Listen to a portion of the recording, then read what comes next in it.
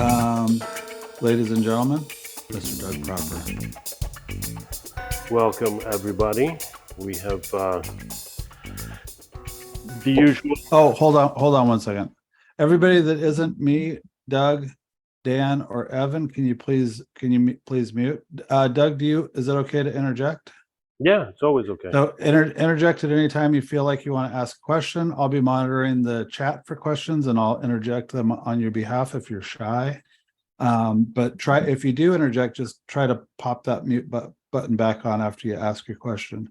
So starting again, ladies and gentlemen, the acoustic stylings of Mr. Doug Proper. Thanks for joining us, everybody. We're joined, as usual, by the inimitable Dan Earlywine. And also today we have with us the setup king of New York and therefore the world, Evan GLuck. We all do setups on a guitar at one point or another. If you're building guitars, the last thing you have to do with it is set it up. If you're repairing guitars, if you're doing repair and restoration work at the end of the job, it still has to play well. If you're a road tech, you're setting up guitars constantly that are being used and abused on the road. So it's something that we all do, and I wanted to talk about it during one of the Dan and Doug shows, because we've been concentrating in the past several episodes on some of the basic aspects of the craft we all engage in. And probably with the exception of having read Dan's book when it came out in, I guess, 1990, I think. 1919. 1919. I don't think I've seen a good source, with the exception of that really dug into the material about setting up a guitar. There's lots of videos on YouTube on guitar setup, but they're either very specific to a particular instrument or you're just watching somebody turn a screwdriver. And I don't think there are that many of them that are very good.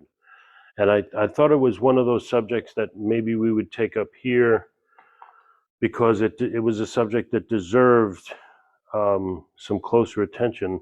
And the three of us here to talk about it, I think, will demonstrate three particularly different approaches to the same type of work, or the same job, which is setting up a guitar. I've used the disclaimer at the beginning of almost every D&D show that we've done, that like everything else in this business, there is no right way to do something, because there are as many a variety of ways to approach any particular task as possibly as there are people doing it. So what we're going to do now is we're going to go through a few of our presentations. My way of doing a setup is particularly a mathematical approach, or at least a geometric approach, because I'm a numbers guy. Dan is a much more practical approach, sharing some of the same characteristics.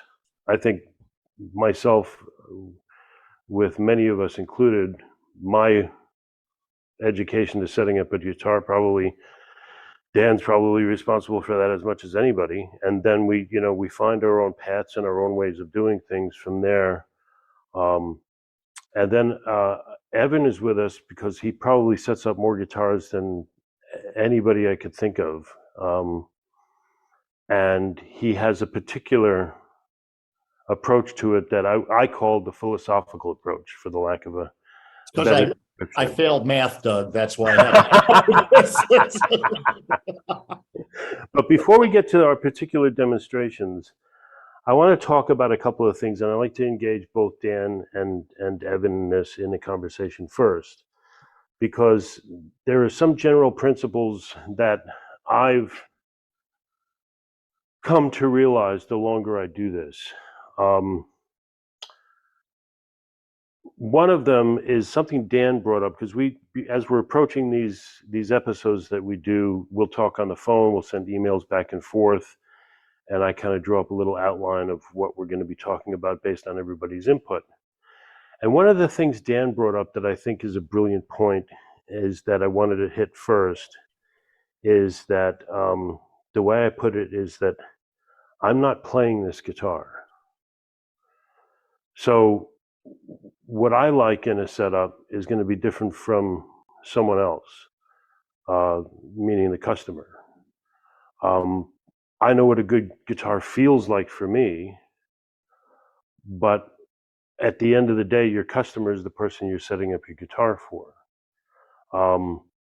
A very early experience I had in my career doing this has to be gotta be 1991, 92. I had already put myself through college, setting up guitars. I was developing a reputation as a guy to take your guitar to and what have you. And I remember doing a job on a Guild guitar. I remember the guitar and I remember the customer, and I got a 3-page letter from this guy in the mail. And this is the days before email, but I got a 3-page letter from this guy. The sum of his letter, because he was so highly disappointed with my work, was that in his description, I made his Guild play like an archtop. And to this day, I have no idea what that means in a practical sense. But it was one of those things that I realized I didn't serve the customer, because I guess I set up the guitar so it was comfortable for me. And I guess his perception of how I set up the guitar is a super low action he wanted heavier strings. And I'm not sure what his complaint was to this day. And I still have the letter. But it was something that was the first moment that, for me, let me know that when I'm working on somebody else's guitar, it's their satisfaction and the playability of it that's the most important. And so that's something that's guided me, and that's something that's helped shape my approach to setting up the guitar, which we'll get to in a little bit. But I want to bring Dan in on that and to have you say a few words about that, because you're the one who brought it up in our conversation leading up to today. Well, it's important to me to know just how the player plays and to make a customer feel comfortable in the shop so they can sit down and play without being shy or nervous, so you don't have any surprises later. And they have to warm up a bit to be able to do that. So you have to give them a few minutes and let them relax and coax them to actually play some stuff for me just the way you play. And then you can have a good idea whether or not you think they're actually playing well. And you bring that up a lot, Doug, is that often it's the player, not the guitar, that's the problem. That's and true. That can be an awkward thing to tell somebody. And you don't always have to do that, but then you'll know that you might have to sit down and give them a little lesson almost. Yeah, you almost wind up being an impromptu guitar teacher. And it's got to be in a polite way, and you have to compliment them on the good things they're doing, but a lot of times people expect something that can't be done until they learn to play better. And I think it's also good if you have the time if it's an electric guitar, to plug into an amp and hear how the guitar sounds when they play it. I think a lot of us could play any guitar, even if it wasn't perfectly set up, and make music on it, because you know where to play and where not to play. So I spend a fair amount of time, at least I have in my life when I've had the time, getting to know the customer and getting that bond of trust. Right. Evan, you want to chime in on this? Yeah. I mean, that is probably the way to do it, unless you're me. I would go out of business if I did that, because I would be spending too much time with the customers. So what I've figured out over the years is that there's a baseline that I'm shooting for in the setup. And 99.9% of my customers, when they pick up that setup, they're like, this plays great. They're gone, they're out the door. It's the point, it's the 1% where then I have to deviate from that baseline, where I'm going up a little, I'm going down a little. I'm doing that after they pick up, when they're here to pick up the guitar, not before. I don't watch them play. I don't really ask them a lot of questions, because after so many setups, I'm confident that I'm going to nail 99% of the people. And what I'm doing is I have to get people in and out as quickly as possible. So what I'll do is, when people are picking up the guitars, I'll just leave a little time just in case I have to do that 10 minutes with them, with a little back and forth. Yeah. So I want to challenge you on that a little bit. Please. Because I think the other place that a lot of us get into trouble with setup is that putting aside that 1%, or putting aside the can you hear that guy. Right. I think one of the most common things I hear after, on the Luthalong, for example, after some exasperation, sighs, and a few colorful words by one of our colleagues on the Luthalong, is, I took in this guitar that I thought was going to be a simple setup, and then ... So my other thing that I wanted to bring up as part of the general discussion about setups is that I don't trust the customer. Oh, absolutely. I mean, in my case, there is, of course, when they're dropping it off, I am looking at their guitar in front of them. Right. And because all of us have been doing this for so long, we know what's wrong with the guitar before they leave. Okay. So I have to tell them that your guitar needs fretwork. Your guitar needs electronic work. Your guitar needs to be shielded. If you're saying that it's, all these things that get added onto the setup, right, we've already discussed before they pick it up. And I wanted to bring that up because, to me, it's easy to get taken at the intake. So the customer who shows up saying, oh, I just need a setup, and hands you their guitar, I don't let any customer get away with that. I do a full evaluation on an instrument when it comes in. I set aside the time on the intake to do that, because that customer with an acoustic guitar that brings, I just need a setup. And then I look at the guitar, and the frets are miserable, and there's 4 loose braces on the inside, and the bridge is lifting a little bit, and et cetera, et cetera, et cetera. That's when I need to know about that, so that I'm not wasting time later on the phone going, well, do you know you got 4 loose braces? Do you know you have this? Do you know how your frets are in, you got like 7 frets coming up at other slots. I can either, try to reseat them and level and crown them, or refret and all of this kind of, when, now this guy's saying, well, how come you didn't notice any of this when I brought in the guitar? So for me, I think a lot of us customer just dropped this off for a setup. If you take your customer's word for it that they just need a setup, you're asking for trouble. Oh, totally. Can I jump in here really quick? Evan, sure. Can you clarify your intake? Like, are you watching? So you said you kind of you started off with like you have a one size fits all kind of thing, but it does sound like you must be interacting with the customer at intake at some point, like to know that they need frets, or are you deciding they need frets after watching them play for a little bit, or do you even go so far as to watch them play? Who is that, me? Yeah, I'll take my answer off the air. Yeah, my intake is more complicated than I just explained. One of the little magic tricks that you can do to instill trust between the customer and yourself is, when they drop off the guitar, the first thing they want to do is show you where it's buzzing, where it's whatever. I'll usually entertain that for about 5 seconds. And then I said, let me see the guitar. Then just because we've been doing this for so long, I tell them where it's buzzing. I tell them why they're here before they tell me.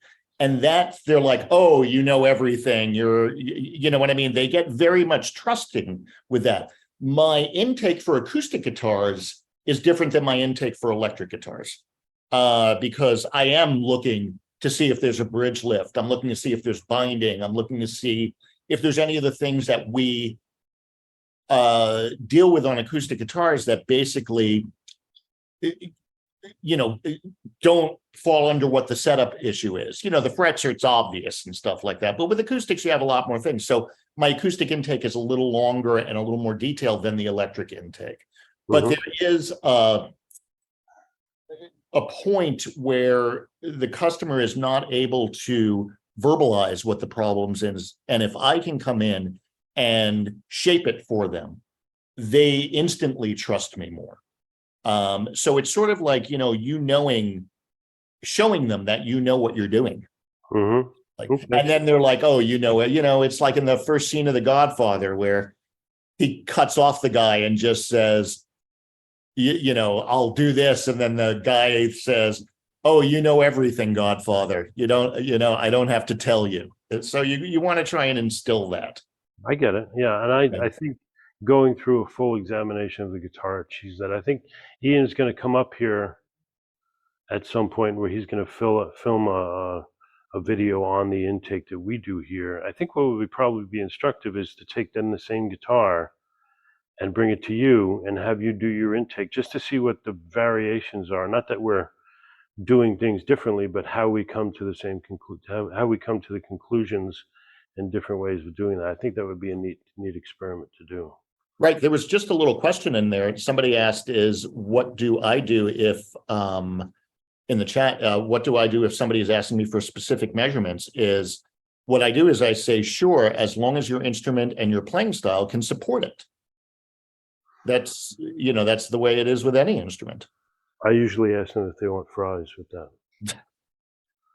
Because if somebody comes in and says, oh, I like my action at 5/64 or whatever number that they spit out at, 152 thousandths of an inch.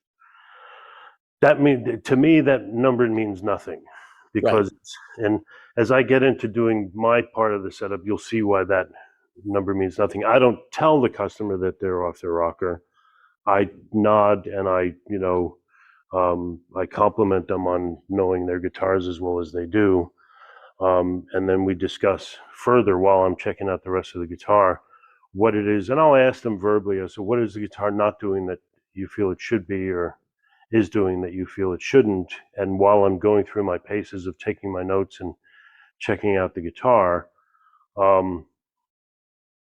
I think at that point, I'm just getting a feel for what it is that they're looking for. I think Dan's point about having them play a guitar, if they're not able to verbalize that or to make them feel comfortable, and to know whether or not you're dealing with, somebody who's a Stanley Jordan who's doing very light touching, or somebody who's a bold strummer, or wherever they fall in between. If they're using their pick as a manhole cover. Or if they're just they get a very, very light touch, so what you can get away with is important, and getting to know the customer that way is I think equally important, and spending the time in the beginning is important. But even more importantly, when they come to pick up the guitar, we have a little customer lounge set aside just to close the customer in. It's got a nice amp, it's got a chair, it's fully decorated, and we can just close the door and let them play until they've filled every contentment they have in their life. And God, I don't even have an amp on the customer side of the room. we let them go for as long as they want, and then I'll come in after enough time and say, so how's it feel, and does it need to be adjusted, and I'll take care of those adjustments at that time. To answer the question that was put in the chat about somebody comes in with specific measurements in mind, most of the time that's there for them to let you know that they know something about the guitar. Like they're trying to, It has nothing to do with how, the dangerous customers are the people who are going to go home and check the numbers as if that means something. rather than exactly. the guitar, Oddly though, I will often have bass players play in front of me. And even though I'm a bass player and that's what I do, it's because I have more of an opinion on how a bass should play. Mhm. And the variation on how bassists play is, I find it's as much, if not more than guitarists as far as dynamics. We're talking about variety in playing.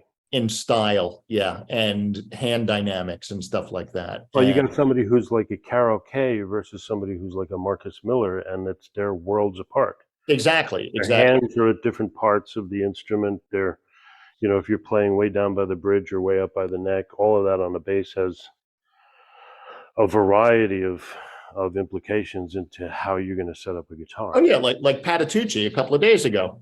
I physically can't play his basses. I mean, Right. they're just too high, Well, that's also because he's an upright player. Exactly. Wasn't he an upright player first? Probably, yeah. But I mean, his action, I could fit this SG under his action. Mhm. Dan, do you have anything to re-interject after hearing all this? I kind of really don't. I just listen Okay. to it, and of course I check everything physically, but I don't have a lot of walk-in business, not a lot of it like a lot of you people would. An awful lot of my business is mail in. A lot of times with walk-in business, it's going to be fairly local. If they drive a long distance, that's different.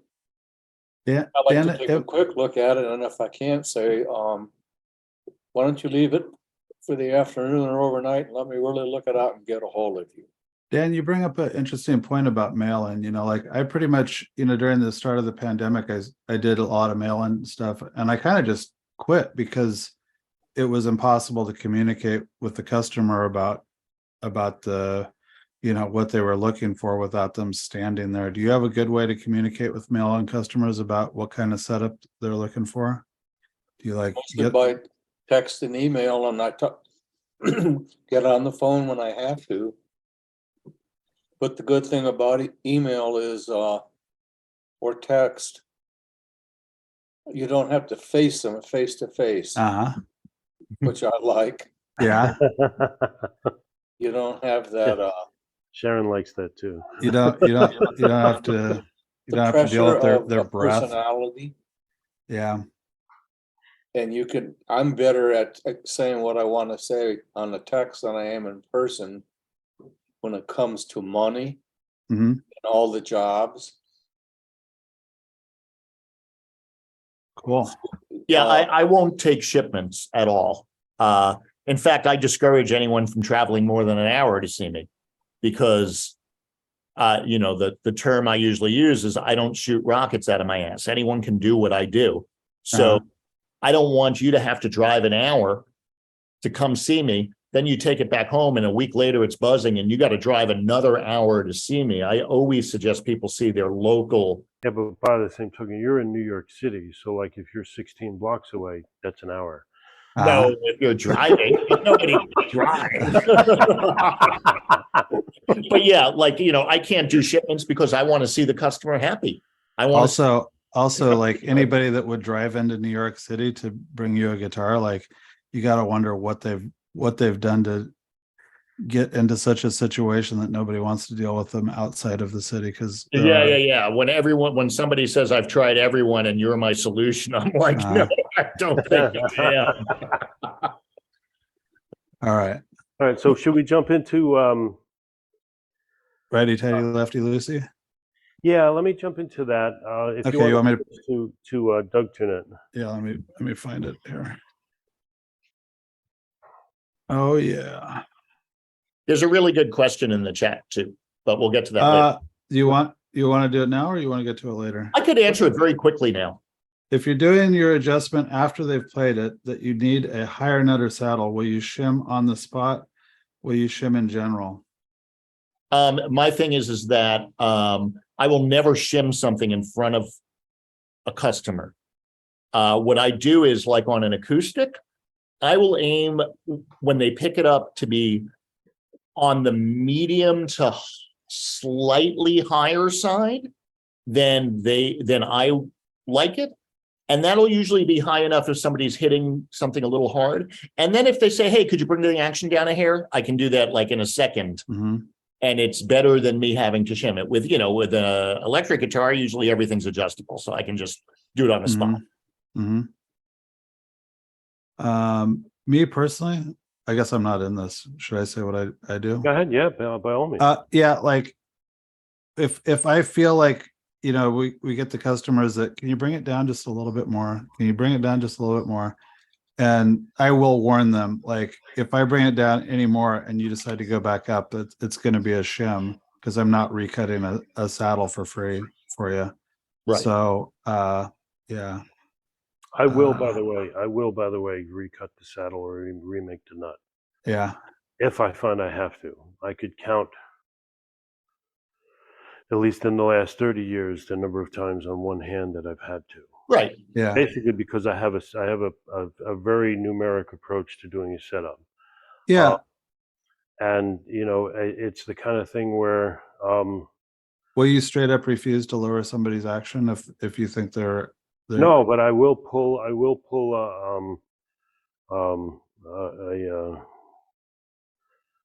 what was it? Well, I can't remember his name. The guitar player who was famous for doing the studio work in the 60s, 70s, and 80s.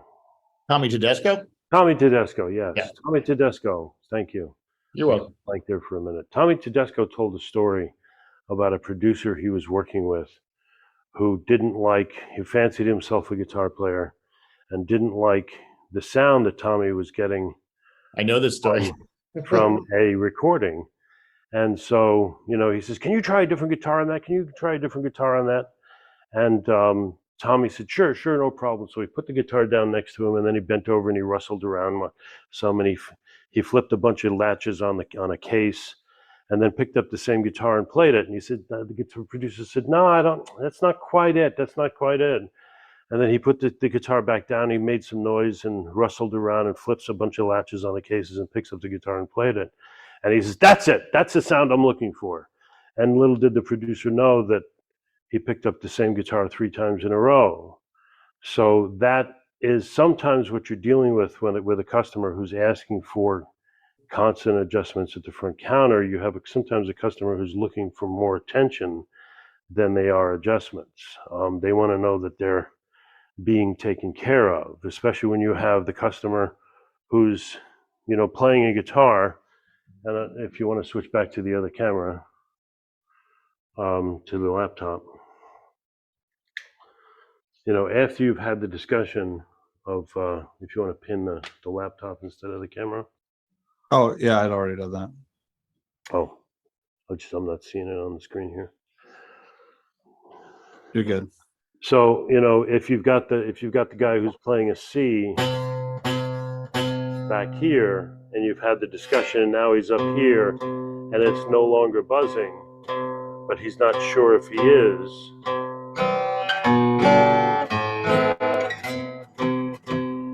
Taking the guitar out of his hands, because somebody who's obsessing, if you can hear that, they need to be separated from the guitar. And then, let me just go back in the back room. I'll take it back in the shop, and I'll, back in the days I used to smoke, I'd light up a cigarette. But now I just, I check my Instagram, I, check my email, and then after enough time, I'll pick up the guitar and I'll make sure that they can hear me.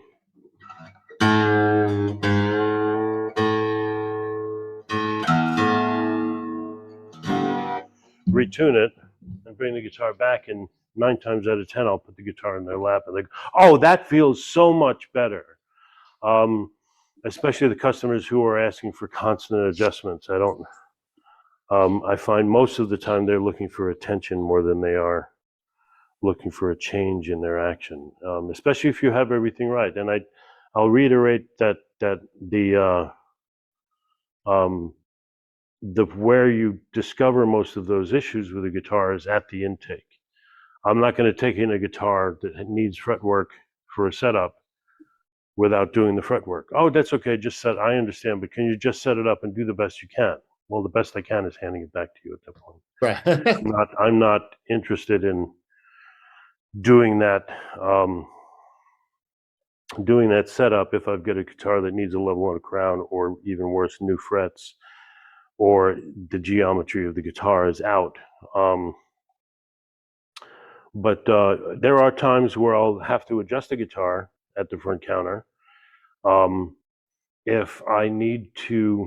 If I truly need to make a new, if I've got a guy at 5/64 that should have been at 6/64 for the saddle height, I'd say give me 20 minutes, because I can make a saddle in 15, and I'd rather make him a saddle, and have him wait, and then he feels like he's been taken care of.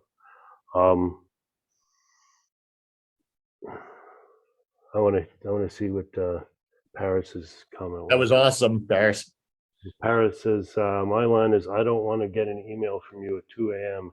after you've had a couple of drinks. Yeah, Paris. I will say this about my system is, even though Ian says anyone who would drive to New York City is insane, I agree. But because of like how easy it is to get to me, it doesn't bother me or the customer if they have to come by in a week for a tweak. You know what I mean? It's nothing to get up here. I'll just do it while they wait, and everyone's happy. And hey, things happen once a guitar leaves. Every customer of ours is told that with every setup we do, it carries with it 6 months of free adjustments. I'm not afraid of adjustments. I want them to know that whatever needs to be taken care of will be taken care of. They don't have to feel like they're stuck with a guitar that they don't like how it feels. So if somebody needs a little bit more relief, or a little bit less relief, or a little bit higher action at the nut or the saddle, very rarely for my taste is it at the nut. That can be taken care of for them easily during a courtesy period of 6 months. It gives them plenty of time to bring back the guitar. We don't, the 90-day warranty thing on set, I don't care about that stuff. I don't want to have to see a guitar more than twice a year. Yeah, I do a 30-day thing, except like, let's say you come back on day 29, right? Yeah.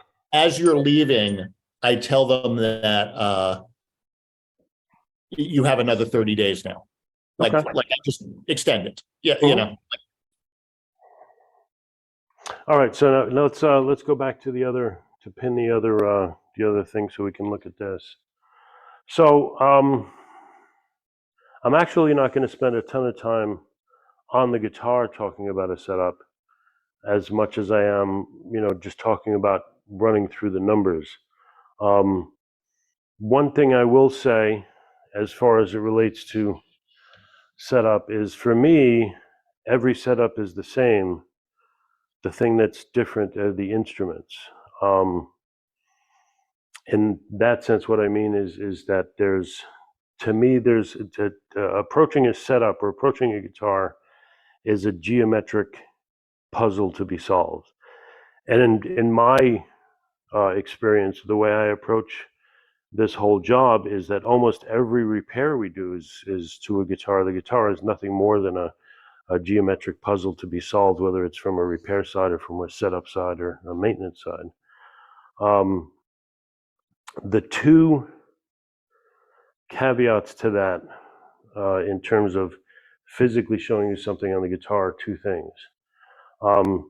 If I'm setting anything on a guitar, if I'm working on a guitar, if it's laying in this position and I'm doing a setup on a guitar, it's a waste of time for me. Everything in the world happens while the guitar's in playing position. I don't know if you see this that way. Yeah, you can. We're good, yeah. So, when I'm checking the relief on a guitar, I'm checking it in playing position, and I'm holding my straight edge on the neck this way. That to me is what checking the relief on a guitar looks like. It's always in playing position. It's always upright. If I'm checking the action on a guitar, it's always in playing position. If I'm checking the nut, it's always in playing position. If I'm filing a nut and I need to lay it down to do that, I'll do that, then I'll pick it up and check it again. Or if I'm removing the saddle, everything may be happening in its prone position lying down. But if I'm checking a guitar in this position, if I'm checking an adjustment, if I'm, dialing in a truss rod and measuring it at the same time, if I'm doing it in prone position, to me, it's a waste of time because the number is going to be different once I get up here.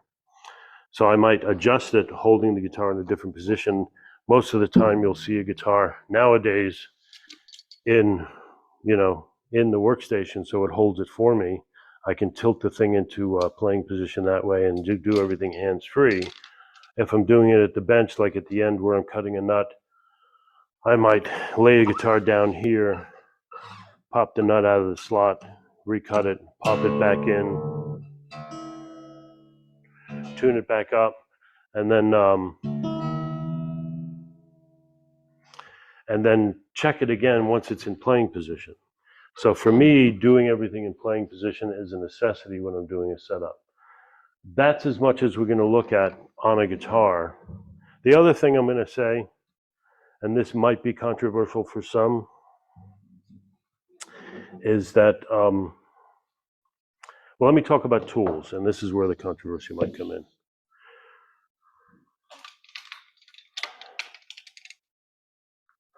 My tools for a setup, outside of tools that I adjust things with, are a straight edge, my 6-inch ruler, and some feeler gauges. That's it. That's everything right there. If you're not using a straight edge while you're setting up a guitar, you're wasting your time. That's my opinion. I know that there's a school of thought out there that tells you if you put a capo down on the first fret and press the string down here, that the string becomes its own straight edge, while from a linear standpoint, that might be true. It's a complete waste of time as far as I'm concerned. And that's the one caveat where I'll kind of draw a line in the sand, because this tells me nothing. Tells me absolutely nothing. Because it might tell me whether there's a gap there, but I'll challenge any luth on the planet that can look at that gap and tell me whether it's 6,000s, 8,000s, 2,000s, 4,000s, 13,000s, or what. We're not good. We're not that good at judging distances. Not at that level. If you take a feeler gauge and ask somebody to close their eyes and you hand them 2 feeler gauges and hold them, most people won't be able to tell the difference in separate hands, whether there's a significant gap in one versus the other, let alone how thick they are.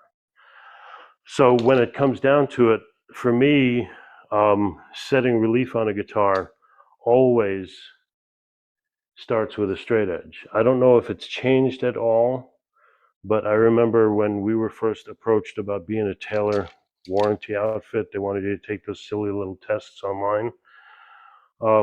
We had already been doing warranty work for Taylor for more than 20 years when they came along with their official program for setting up warranty shops, and asked us, if we would go through the training online. And I demurred and said, no, I'm really not interested in wasting my time with that. Eventually, they sent us the certification anyway, because I said, all right, well, I have a guitar that needs warranty work. And they said, well, you have to be certified. You have to at least take the test. I said, all right, I'll take the test. If I don't pass it 100%, I'll go through your training. And so we got our certificate. But I remember specifically, and I don't know if the verbiage has changed, but I remember when they were talking about, quote unquote, setting up a guitar to Taylor standards, that there was a remark in the either in the videos or in the printed matter that said, suggested that you can either sight down the neck to see the relief and how straight it is, or if you want, you press the first string at the end of the fingerboard and at the beginning of the fingerboard. And if you're not comfortable with doing that, or you're not that experienced, feel free to use a straight edge if you're comfortable, which to me was the biggest holy shit statement I've ever seen. Because if we're planning on doing a precision job, you should use a precision tool when you're doing it.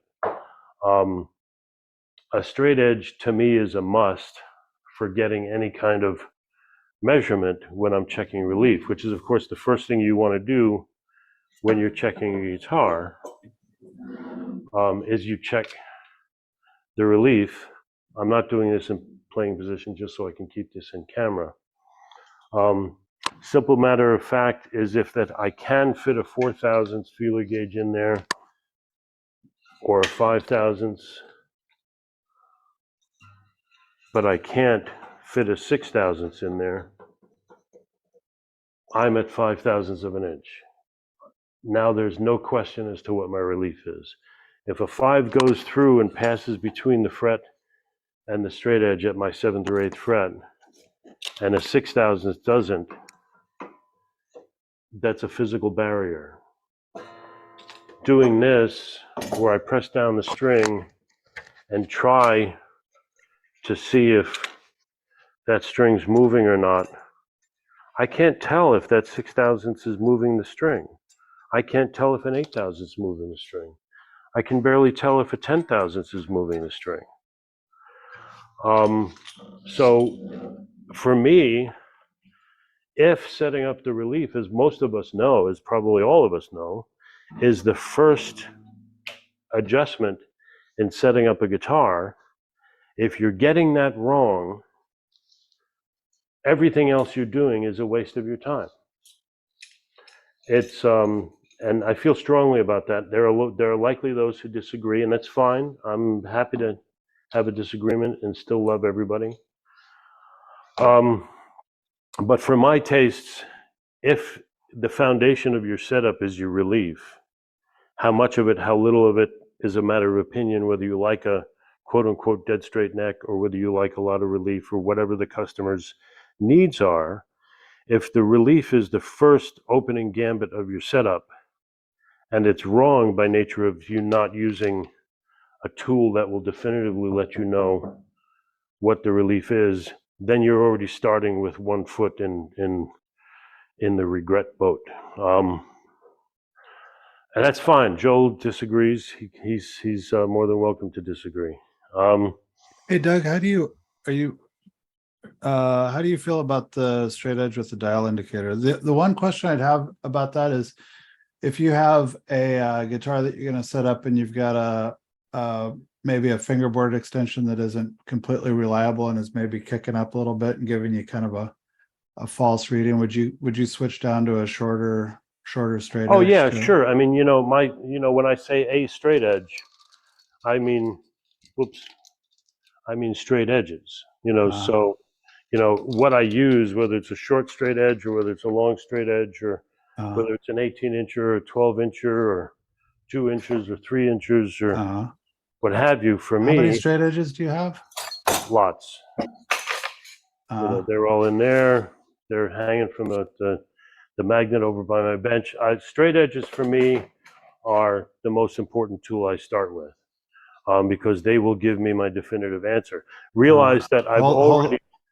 Hold on a second. We got the things coming in hot and heavy here. Okay, that's fair enough. So but let's see here. I will interject and say that for me, remember, it's based on the backdrop that I've already done a thorough examination on the guitar. So if I have a guitar that's come in and I've already examined it, I've already made sure that the truss rod's functional, I've already gone through the process of making sure that my frets are perfectly level with one another while I'm doing my intake, then I know I'm just doing a setup. If I do an intake and we discover that I'm not going to set up this guitar unless it gets a good amount of fret work, then by the time I'm setting up the guitar, I already know that the frets are perfect. I've already diagnosed whether or not there's an issue with a hump at the fingerboard And if that's Okay. going to cause me a huge problem, So, then I'll be talking to the customer about, as a rule, would you refuse to do a setup on a guitar with basically less than ideal frets, or is there like a baseline that the frets have to be in that you kind of go to? Well, I think the answer there is with the question about the customer. If you're dealing with a customer who, as you've mentioned, as Dan mentioned, that we've already seen play, and I've asked them to play for me, and they picked up the guitar and played for me, and I hear.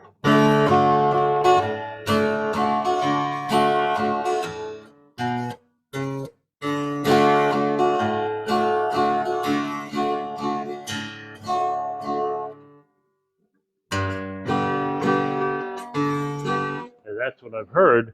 I know exactly what I'm dealing with. I'm dealing with a beginner guitar player who's still working on figuring out where to put their fingers.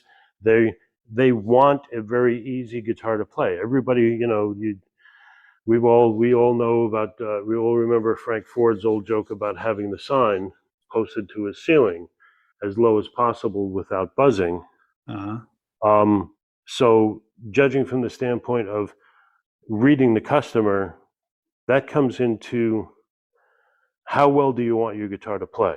Because if you're asking me to make the guitar wonderfully comfortable to play, then we have to talk about frets if the frets are an issue.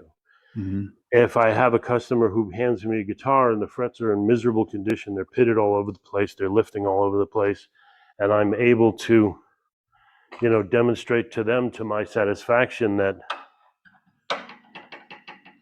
the frets are rocking all over the place and significantly so, then and I tell them I'm not going to be able to set up this guitar without doing fret work to get it to play the way we would like and the way you would like. And they say, you know what, that's okay, because sometimes the customer thinks you're just trying to upsell them. And if the customer says, well, how about we just do the setup for now and maybe I'll deal with the rest later. And I'll say, well, how about you just take the guitar back? Because I'm not gonna be put in a position after the fact that somebody who's struggling with a guitar, if you want to waste your money and pay me $200 to set up your guitar with the action too high and it's too hard to play, then you're wasting your money, and we're going to be wasting my time later when you're complaining to me about, oh, can we get it a little lower? Well, no, we already had that discussion. So I personally, for me, I just don't entertain, and it doesn't have to be optimum. It doesn't mean the frets have to be perfect. If there's a little bit of wear, that's fine, But you said there were some questions that I should address. I think I actually asked most of them. Some people are talking about notch straight edges. I think I know the answer to that, but Dan's going to talk about notch straight edges. I think okay. He's got ways of using them that I don't. Evan, have you gotten bored and gone back to work? Oh yeah, I made about $150 during.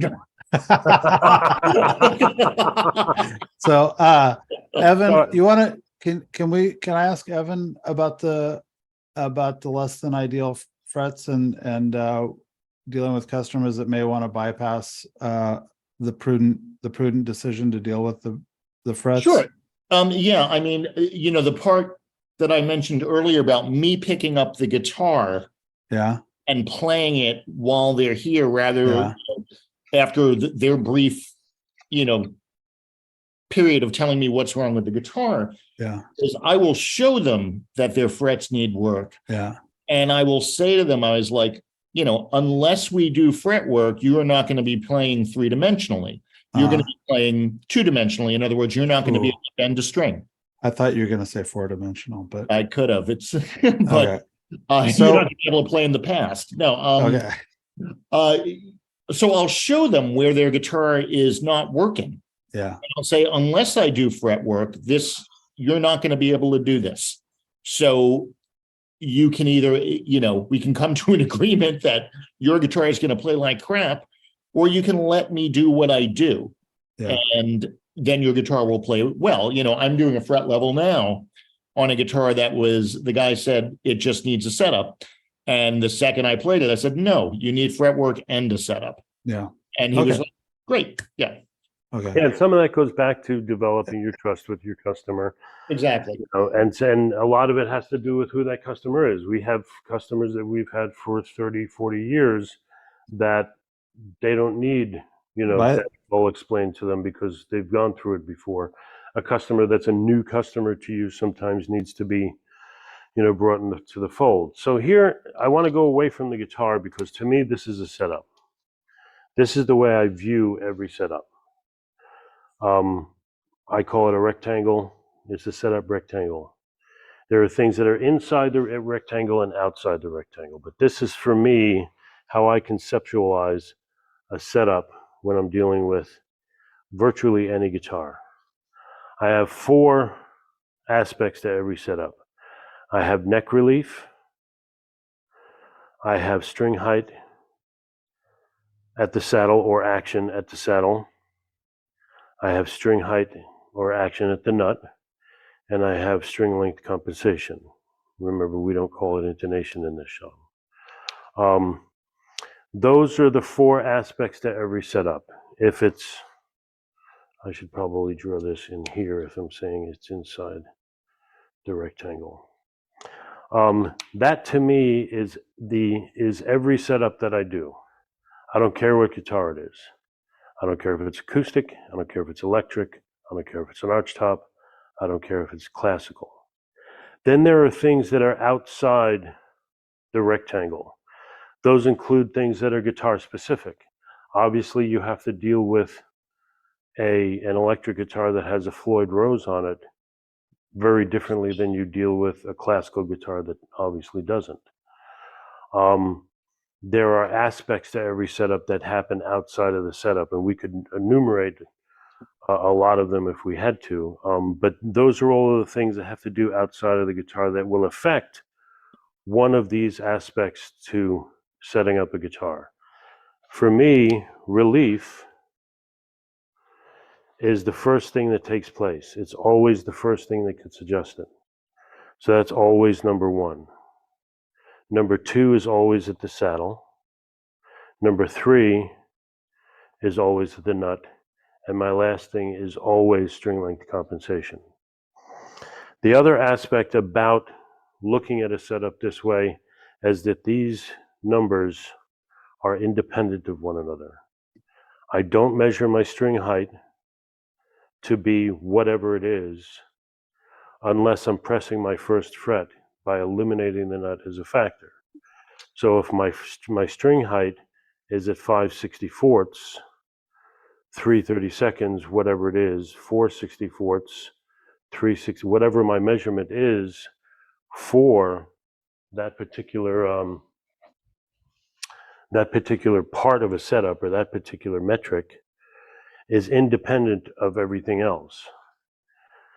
The other thing you have to be aware of, as far as I'm concerned, when you're doing a setup, geometrically speaking, is anytime I make an adjustment on something, it affects the other 3. So if I adjust the truss rod, it's going to change the reading that I have at my saddle. However, we've all said it to customers. Somebody says, oh, I think I need a truss adjustment because my action's too high. Well, adjusting your truss rod doesn't have anything to do with your action. It can affect your action, but adjusting your action means you move a saddle up and down by turning a screw on a Strat or a thumb wheel on a Les Paul, or by raising the action at the saddle of an acoustic guitar. I don't, by and large, I don't believe in shimming saddles. If I need a taller saddle, I'll make one. But if I adjust this, or if I make a saddle or adjust the saddle, and then after the fact I've had to readjust my relief, I now have pretty much bet that I'm going to have to go back to number 2 again. So it's 1, 2, 3, and 4. Anytime I make an adjustment, it affects the other 3, and I have to go back through my number set to get back to where I was, usually back at relief. If it hasn't changed, it's fine. If it does, I go back. Now, as it relates to that triangle or that rectangle,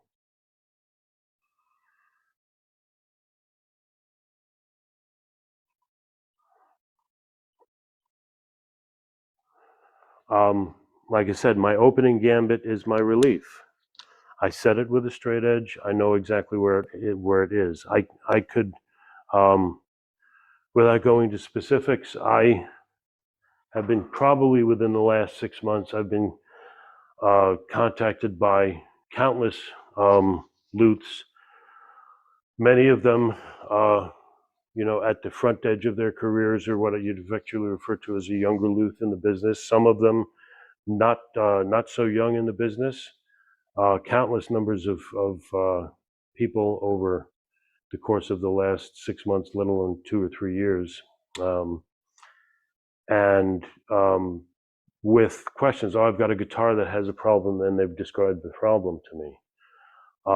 9 times out of 10, well, probably 5 times out of 10, it's probably a setup issue.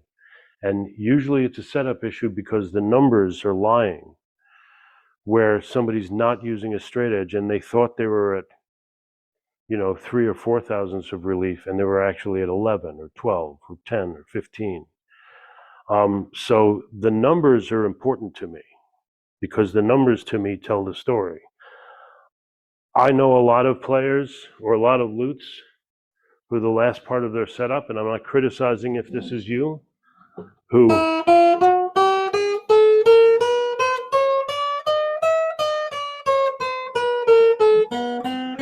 do this as part of a setup, as the last step of the setup. You pick up the guitar and you play every note on the guitar to, I guess, to your satisfaction that the guitar is not buzzing. I don't play a guitar once I'm finished setting it up.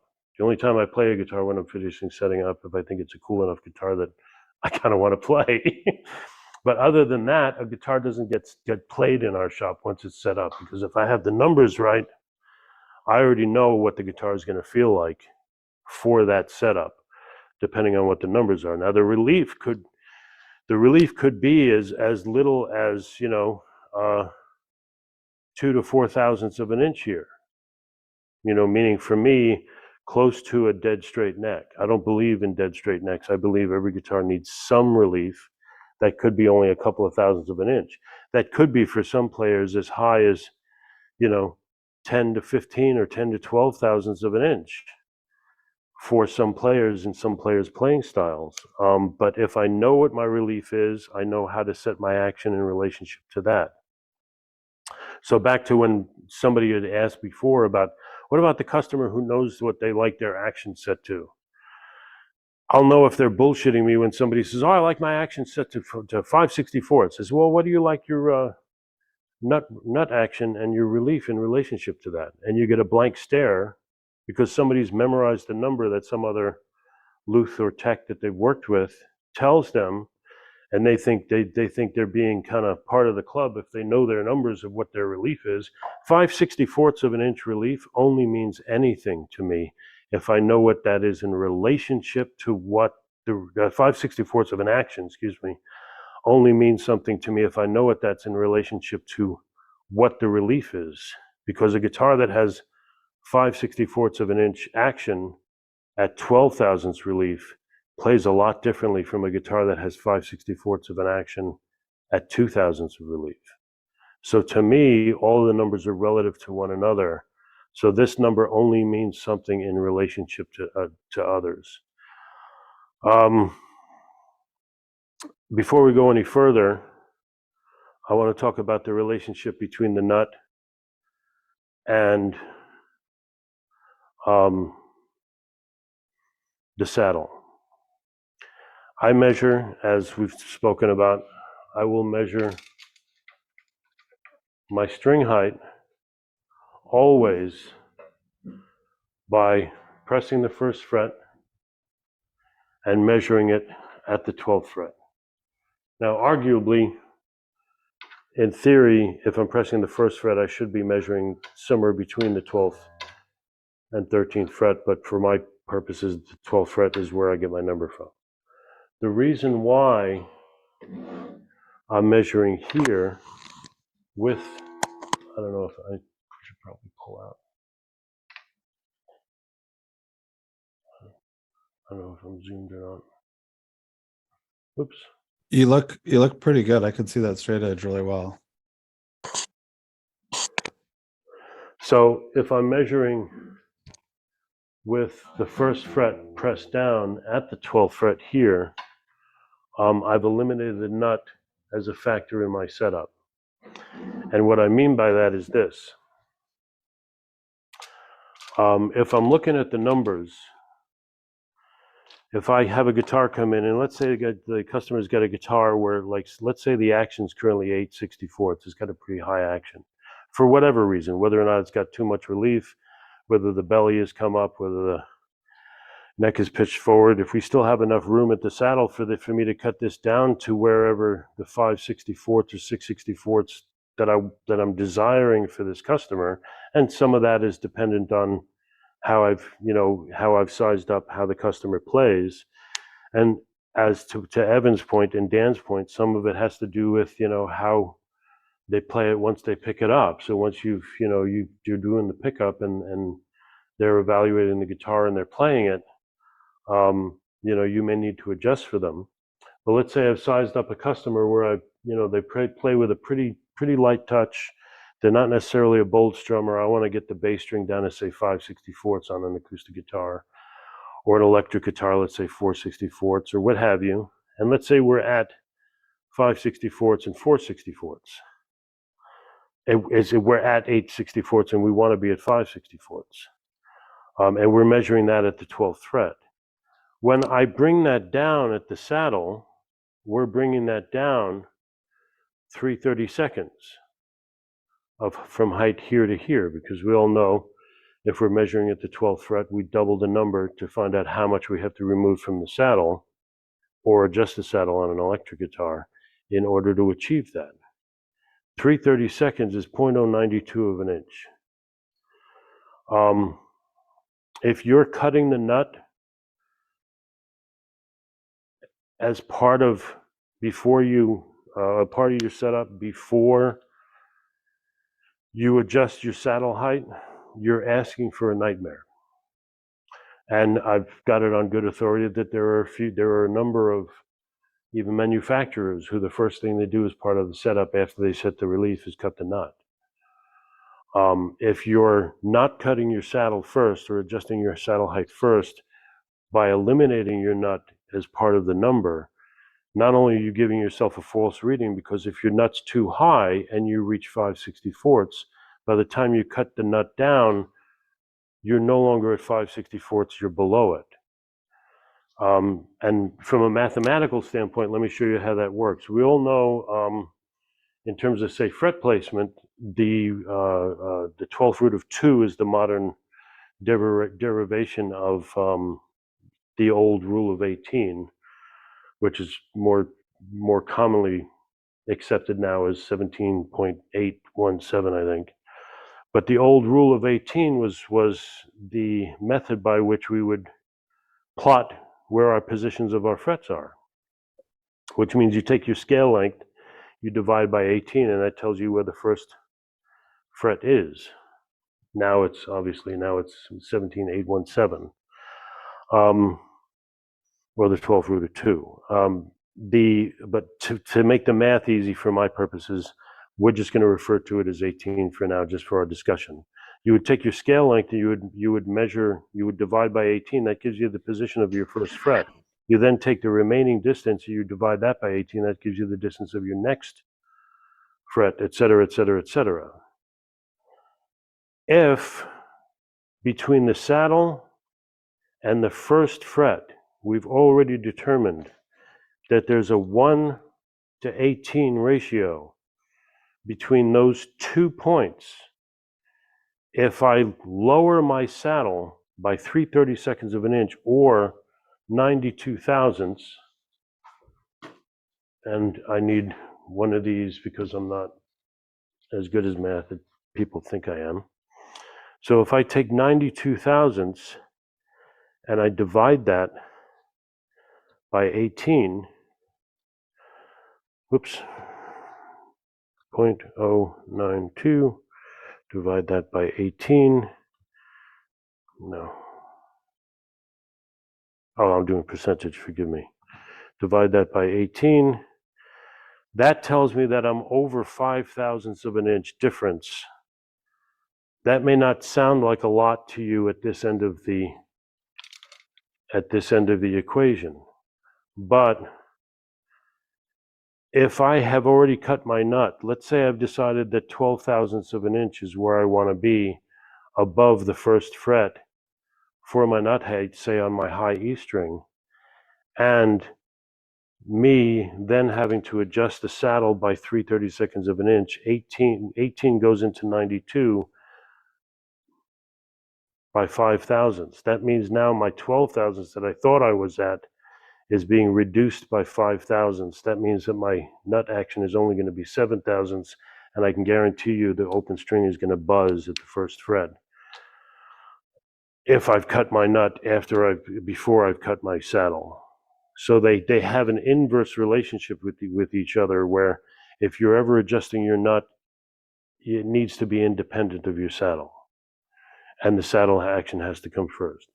I don't know If you can just get a visual representation of this. If you just take your finger at the saddle and depress at the saddle, just like kind of move it down, and you look at the nut, you can see that by dropping the saddle, you're lowering the nut. And what Doug's saying is it doesn't seem like much, but good nut action is a lot of the setup. And if your nut action is too low, it buzz. If it's too high, it play like garbage. True.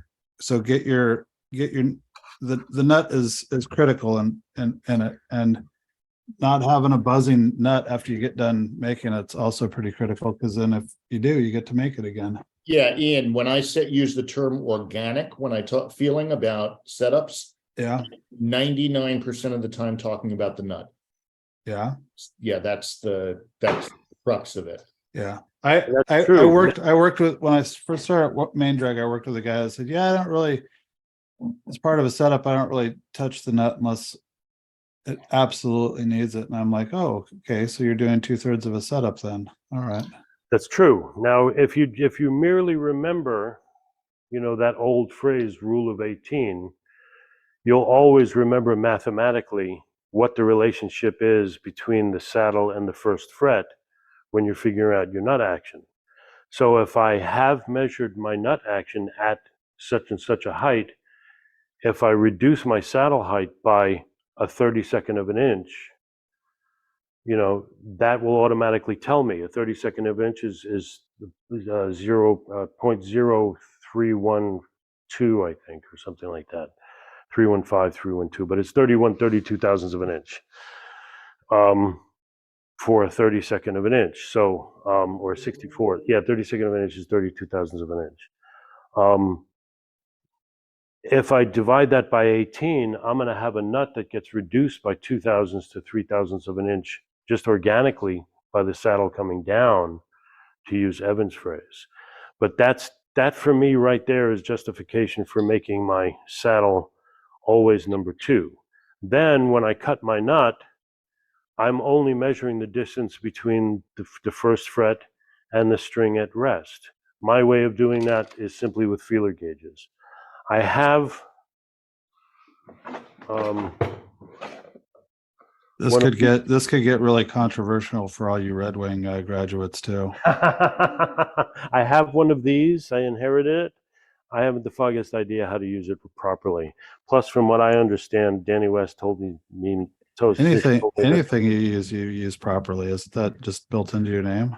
Well, I guess so, but Danny has informed me that my plunger works in the reverse on this, so I don't know how this is supposed to work. Hey, Doug, can I send you mine and you can measure mine to see if it's the right height?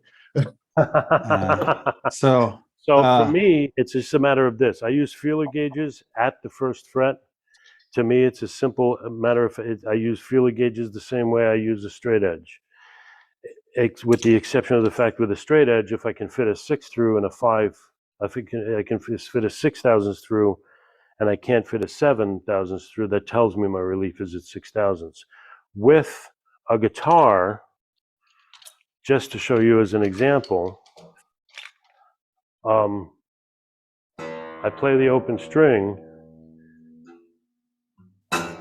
If my feeler gauge, as it does in this case, changes my E to an F,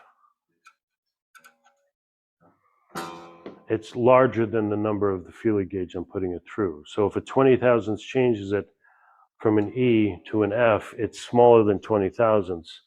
If an 18 thousandths doesn't change it from an E to an F, if it's still an E, although a fuzzy E because the feeler gauge is in there, that means I'm at 18 thousandths. So it's just a matter of having that number confirmed for me what it is. I'm sorry, Then, Doug, you would do that in the playing position though, correct? yes, of course. Oh, okay. I wasn't going to try to Also, I'm guessing we had a Red Ring graduate interject here, or maybe somebody that does it this way. But some people feel that you should take the saddle out of the equation by pressing at the second, I believe the third fret, and then measuring the gap between the first fret. You could. I'm not. I wouldn't argue with that. That's fine. But my saddle has already been set. Yeah. So my saddle is a factor in how the guitar is already playing. For me, I understand that there is the school of thought, which is fine. I'm not if that's the way you do it. Like I said at the beginning, there are many ways to do this, as there are lutes doing it. I know that there's a school of thought where you press down here and you're using the gap between the gap between the string and the first fret as your measurement, and that would be whatever that is, 1,000, 2,000, 3,000, whatever is considered acceptable. That's all fair and well. I still object to the fact that we're now using a string as a straight edge. Yeah, I would also interject that actually puts the truss rod into the equation, because if you had a wildly, it would be minute, but if you had different relief, or you had one of those necks that took all of its relief in the first three frets, you could conceivably get a different measurement on that depending on where your truss rod's at. It would be subtle. True. Yeah, it would be subtle. And remember what I said about the numbers: 1, 2, 3, 4. So if I change this, it will have an effect on the other three things if I've already set them. Yeah. So that requires some dodging back and forth. To me, as a setup is all about the balance between all of these factors. So if I change the relief remarkably after I've set my saddle and my nut, and then I find out I have to change my relief significantly, that might change what I have to do here and there. It's also why I take my time at the bench. When I have a guitar on the bench for a setup, I set the relief. If I find that I have to adjust the truss rod significantly for a particular guitar, the next thing I will do is walk away, because I don't want to sit there, monkeying with this truss rod, constantly throughout a setup. Because when I adjust the truss rod, if I'm adjusting that tension on that rod significantly by putting, several quarter turns in it, I can pretty much guarantee that 20 minutes from now, that neck will read differently than it did right now, because the neck is going to settle in a bit. So I'll typically just set the relief, and I'll walk away. I'll go find something else to do in the shop, and then come back to it later and finish the setup later. That's why I like, a workstation where I can just leave the guitar sitting in the midst of my setup, and deal with it one at a time. Once I know that the neck is settled and my relief is what I want it to be, then I adjust the other things. But you're right. If I have 8/64 of an inch here, and I bring it down to 5, or the measurement at the 12th fret, I'm bringing it down 3/32 of an inch. The difference in tension on the height of that string on the saddle is going to affect how the top reacts on an acoustic guitar, or it's going to affect how an instrument plays, where the relief might now be differently because the string tension is at a different tension to be able to achieve the same pitch. It's not necessarily the same number, same pounds per. We'll have to have a whole thing on compliance strength at some point. That's a real whodunit. Sure. So the last part of the setup, just to reiterate it, we covered this during the saddle episode, But the last part is string length compensation. And that I have a simple formula. I do every guitar the same way. I take a measurement on my strobe tuner for how sharp or how flat the guitar is. I measure the distance from the nut to the first fret. So I take my first fret distance, which is my half step distance. If you're going by, if you got a 25.5 thousandths guitar, that's 1.4, 1.431 or 1.432, I think. But I take my measurement. I'll usually measure it for each guitar because I'm not going to try to figure the scale length for every instrument, because a 25.5 thousandths scale length guitar isn't necessarily a 25 and a half inch scale length is not necessarily 25.5 inch, just like a Gibson 24 3/4 is not always 24 3/4 inches. But I'll measure the distance from the first fret to the nut. Let's say it's 1.413 for an example, or 1.387 or whatever that number is. That number gets divided by 100. It's multiplied by the number of cents that the instrument is sharp or flat. That tells me exactly how much forward or back I have to move my saddle in order for the instrument to be in tune. So this is everybody clear on that one? So are you like in the case of an acoustic guitar like this that already has probably a bone saddle in it, are you tweaking the saddle? Of course, absolutely. Compensate? Yeah. Mm-hmm. All right. I will cut the top off of a saddle especially if I have a saddle which I know I'll be moving down. Yeah.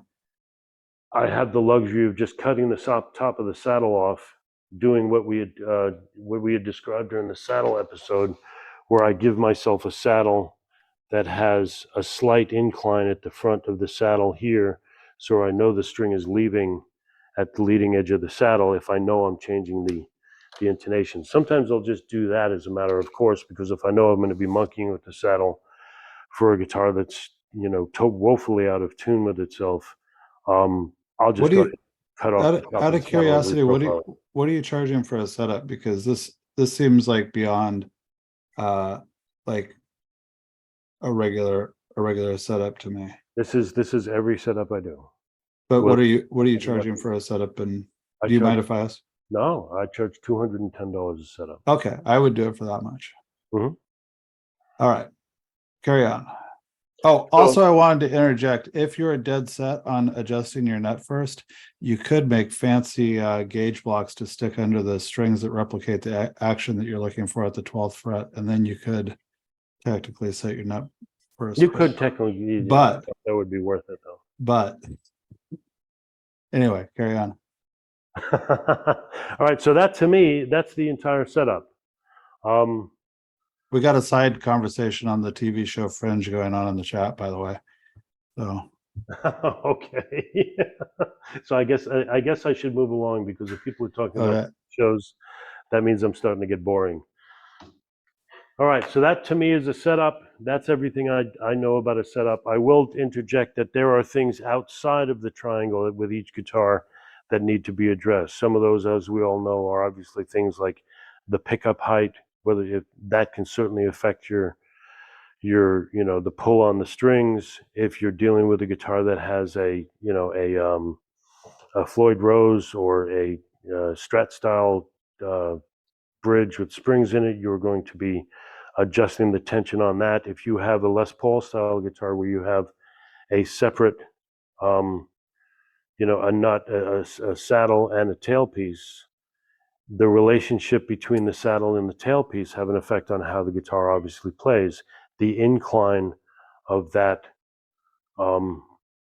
tailpiece in relationship to the strings inclined to the top of the bridge has an impact on how the guitar feels. I'm not one of those people who believe that every Les Paul should have a tailpiece that just is driven down to the body and fixed, and that's where it should stay. I think personally they're adjustable for a reason, and adjusting that angle can affect how a guitar plays.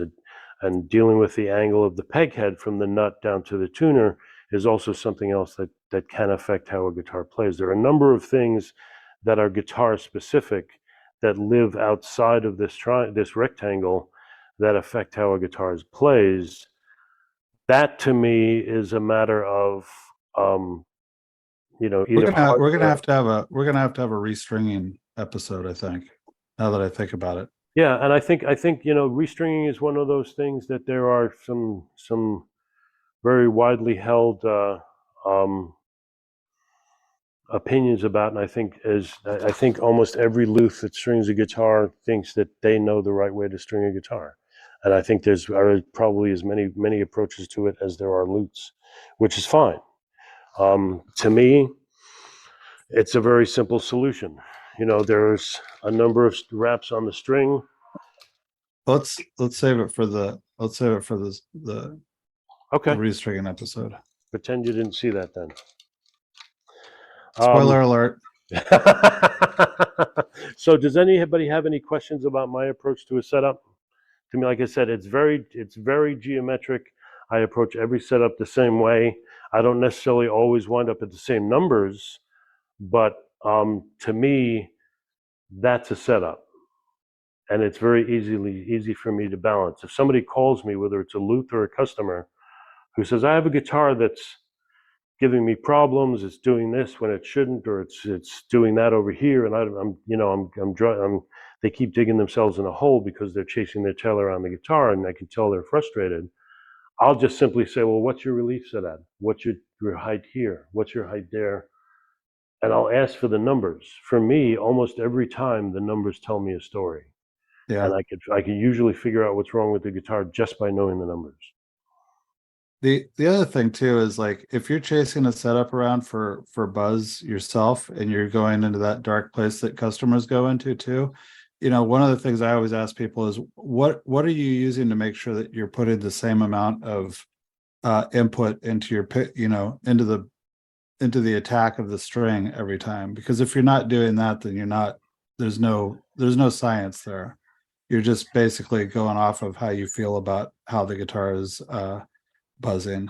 Yeah, And I think that goes to Ian, to Dan's point about, sometimes it's a player who's not very experienced and just not aware, of how a guitar functions.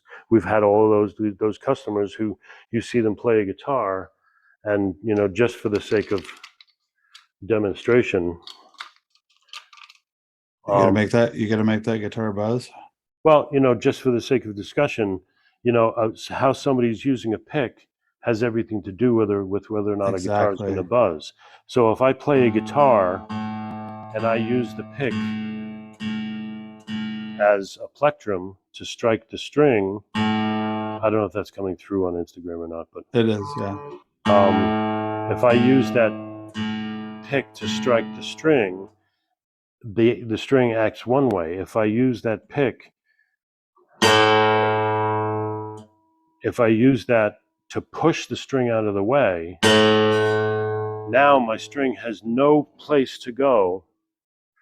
Let's snap back into that next fret. Yeah, because what happens there, as most of us know, is that string now has to move down to get out of the way of the pick. And when it comes back up, it creates an ellipse that's moving away from the fingerboard and gonna come back into contact with the fingerboard. So, that is always gonna buzz because my string is now moving like this as opposed to like that. Exactly. And I'll point that out to a customer, and most times guitar. Don't get me started on if they apply their thumb to the string too and give it that big free stroke. Like, are you really free stroking every string? Right. Um, Were there any questions that we missed before? You can come off of the pin thing. we should probably move on to Dan. Dan's Yes, sitting we there should move to Dan. very patiently. I got a question for Dan. Shoot, Can we start with a question? you bet. How does radius affect setup on electrical guitars, especially those with like steep radiuses? Radii. Well, you would want the bridge saddles or the bridge saddle to have the same radius unless you had a reason for not wanting it. be the same radius. I think on a real tight radius, you're gonna be more apt to buzz when you bend strings on the upper strings. Uh-huh.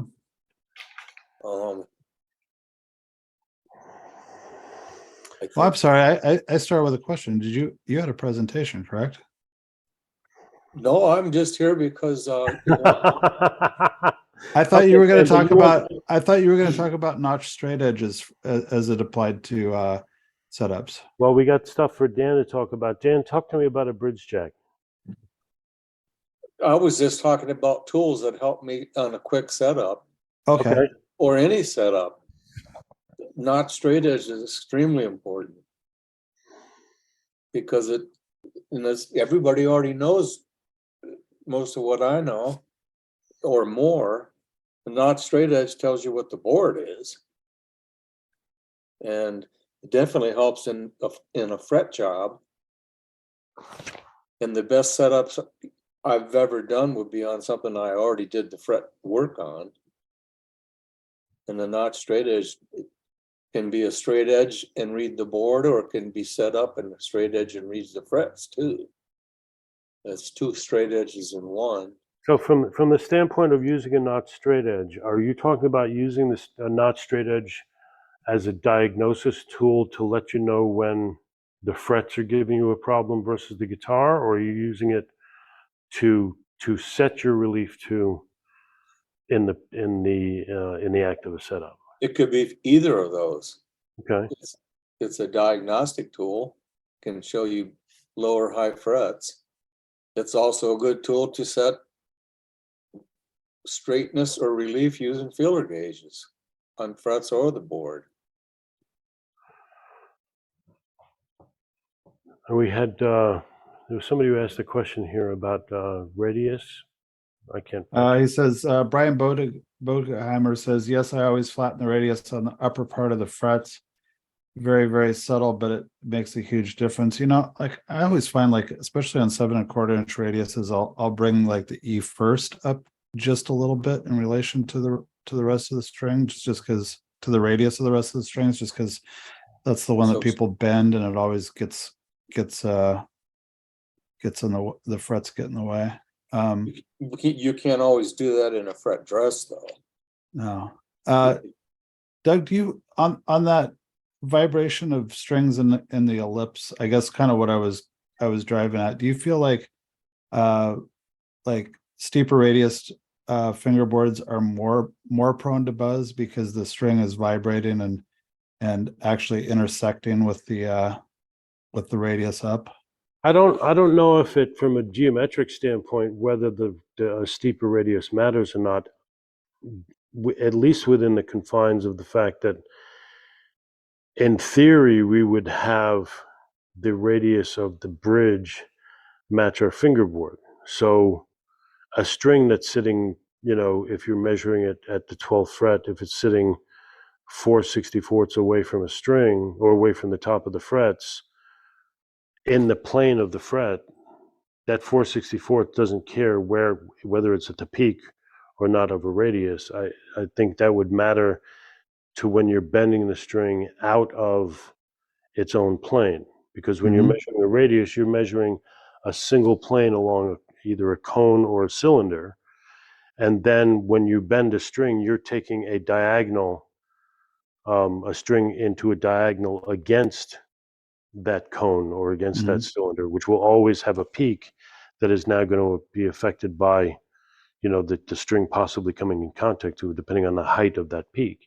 If you have your radius of your bridge saddle cut to the same radius that your bridge is. I know there are some schools of thought where, say, on a 12-inch radius, I know the Benedetto factory sets their bridge saddles to a 15-inch radius. Is that know for why. comfort? I don't know why. I don't understand the relationship there. There's some school of thought there that has the idea that you can then only set the bass side of the bridge to adjust your action if your E string is, I don't know, there's some explanation for it that even when I hear the explanation, it kind of escapes me as to why you would have a flatter radius of the bridge than you do a fingerboard. From a geometric standpoint, I can't imagine what that is. And they make a lot of guitars and they play wonderfully, so I'm not going to necessarily argue with the Benedetto folks. But Yeah, I wonder, like, I don't know. I will say that Yeah, I mean, if it's a conical fingerboard, Paul brings up a good point, then it's very flat at the bridge, which as all the compound radius setup is something that I've never looked into. On those guitars, you're not dealing with a compound radius, Yeah. or the cylindrical radius. Yeah. That and I will say in my own defense that probably 7 out of 10 Benedettos that I've ever worked on wound up with a new saddle made by me. All right. I don't know if that if that's good or bad, but when I make the replacement, it matches the fingerboard. For me, outside of the mathematics that Doug can present so well, much of what he says is just what I would say. But I Working like on the guitar in the playing position is very important. And there are a couple of things you mentioned to me that I'd like to hear you talk more about. You talked about a few things that get you quicker through a setup when you're at the bench. You mentioned this one thing about what was it about? I can't find it here. A lot of times I'll put a capo That's on what the it was. strings. I'll put a capo on the strings at the first fret, but Okay. only to put the strings where my eye sees where I wish they were, not to eliminate it, but I'll use that when I'm trying to raise or lower my saddle to see what I wish it was. This. It's a quick way of knowing Mm-hmm. by And visual what you're shooting for. Right. And you mentioned something about it was something that I thought was a really cool approach, which was you said your first when you're doing that, your first move is to lower the strings until they buzz. And That goes back to work. the early playing days. If you want to quickly find out how well you can adjust it, lower the strings until they buzz, and then start raising the bridge so they don't buzz. That's just a simple, good starting point. So that is actually doing I want it as low as possible without buzzing. You go as low as possible with buzzing, and then you bring it up until it's as low as possible without buzzing. I see. Sorry, was there more? You got more notes, Doug? Yeah, I'm just looking at Dan with what he sent me. We talked about not straight edges. Always address the truss rod. I mean, you wouldn't start any setup without looking at the truss rod. I prefer to, when it's a removable nut, I like to take it off and clean it and lube it and put it back on. Things can change when you do that. Anybody else? I almost always adjust a guitar with the truss rod nut loose, then just snug, and then I use a clamp on the fretboard from end to end, and I bend the truss rod. I bend the neck where I want it to go, and then I tighten the nut, and hopefully I've made the neck straight, and I can loosen the nut to the relief that I want. Rather than relying on the truss rod to pull you up to the rather than trusting, it depends on a guitar, but so many guitars max out their truss rod, and hundreds of times I've been able to adjust those rods simply by taking the knot off, lubing it, using my little fixture to clamp the neck where it should be, then tighten the rod. Mm-hmm. Anybody else flex the neck I was taught I grab, do. like I always take it by the headstock and then grab in the middle of the neck before I do the truss rod adjustment and go like that. And like Like almost a half of the time, chiropractor. yeah, almost like half of the time, there's this little like popping noise. And then the neck is kind of in a very different position than it was before, almost like something like maybe the truss rod was bound up inside the neck or something like that. And then I find that I have a much more reliable truss rod adjustment after that. Ian, I'll do that a few times during the setup. Yeah. Several times. Yeah. That it should be noted that I do that after fret jobs too, because I feel like it really like kind of like lets me know where the compression is going to be after like on a Martin without a truss rod. And it should be noted that one time I had the headstock come flying off, and it just happened to be owned by Steve Martin. I'd never had it happen before or since, but I was flexing it and the headstock just exploded off of the guitar. So use this information at your own peril. So Do we know who Steve Martin's taking his guitars to now? no, I don't know. He was very nice about it. And I pulled probably some very crafty and difficult to detect touch up on it. So I don't know if he was impressed with that. But yeah, it all worked out fine. As my friend Hugh says, do you do your best driving when you're running from the cops? When he left, did he say, all I need is this headstock? Yeah, all I need is this headstock and this lamp and this. and this remote control. Yeah. Yeah. So one final thing with Dan, because he had mentioned it to me in his notes to me, is what role does your neck jig come into play with when you're doing setup work? Because you had mentioned the neck jig to me I almost always use it. for setting up a guitar. Okay, tell me about that. Tell me what that does for you. It does what everyone can do now with the total vise. You can get it in the playing position and work on it and do your adjustments. Mm-hmm. And it doesn't take long to get in it. Okay. So you're propping the guitar up in playing position and letting it stay fixed there while you go through your entire setup? Not necessarily the entire setup, but to check it whenever I want to and be able to set it up. I like having a guitar in that total vise now rather than on a bench for all the reasons. yeah. Thank you for that. Hey Evan, can you grab that SG and just show everybody a neck flex, how you do it? Yeah. Can you snap the peg head off of that for me really quick? No, I mean, in honesty, I just hold it by here and just give it a little. Like that. Okay, I'm a little more aggressive than that. Maybe that's my problem. Well, it's not my guitar. So Oh, okay. All right, Evan, take it away. You've got a little presentation for us. Before Evan presents too, I would like to say Evan did a bass setup video with us that is just absolutely mind-blowing. So watch this as well. But take it away, Evan. yeah, that'll take the edge off of the stupidity I'm about to spout. Okay, so thank you, Dan. yeah, so first off, just to be included with Dan and Doug is like one of the biggest honors of my life here. This is like fantastic. Dan, are you listening, Dan?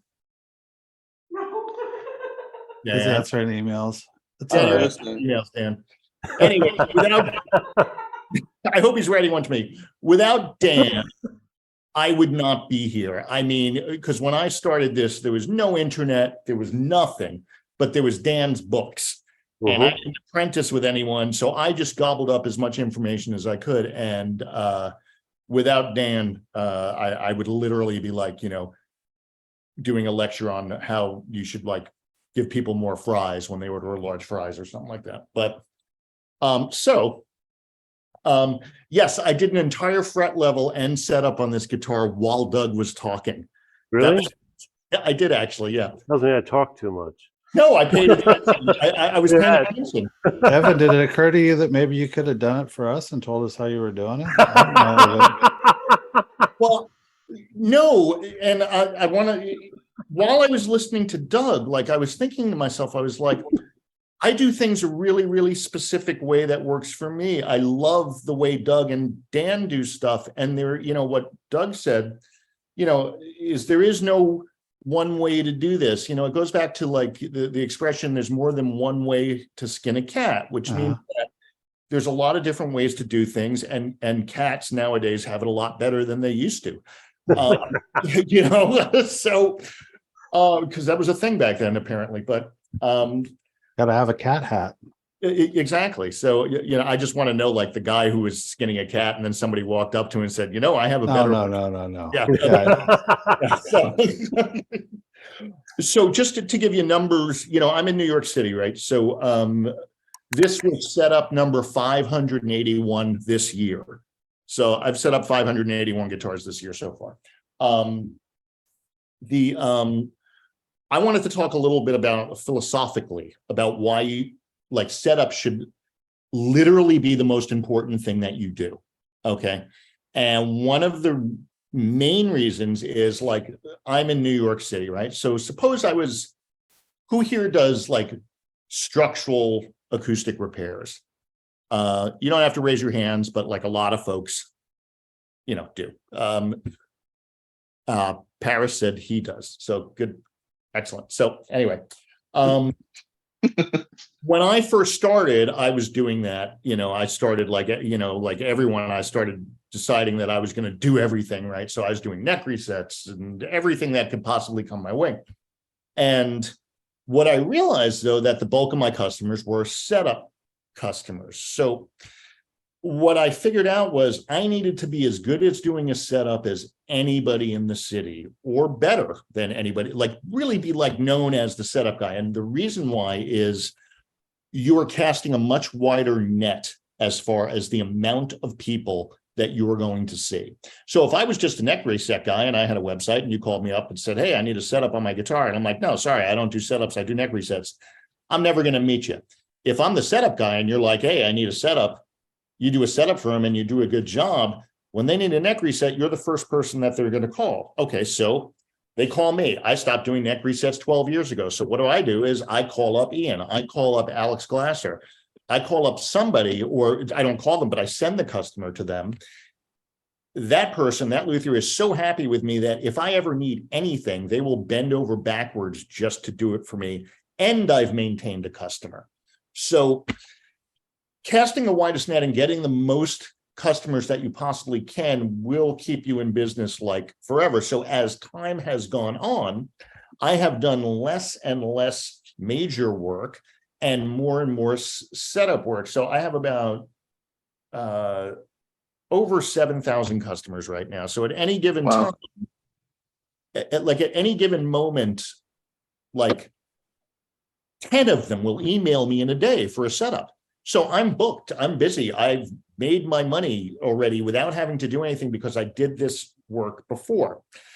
The other thing is if you need to be friends with your competition. And what I mean is friends to the point where you go to their shop and you watch them work on a regular basis, because we're all kind of like in this on our own and we can't tell sometimes if our work is good. Like I did a presentation years ago at I think it was Asia or JAL, Dan was there, where I set up a guitar and I just handed it out to people who were in the audience for the sole reason is I don't know if my work is good. I mean, I have a lot of customers, but I wanted to see what my peers thought of my work because I don't really get that opportunity. And it was very, very first off, it was comforting that nobody said, oh my God, they let you get away with that.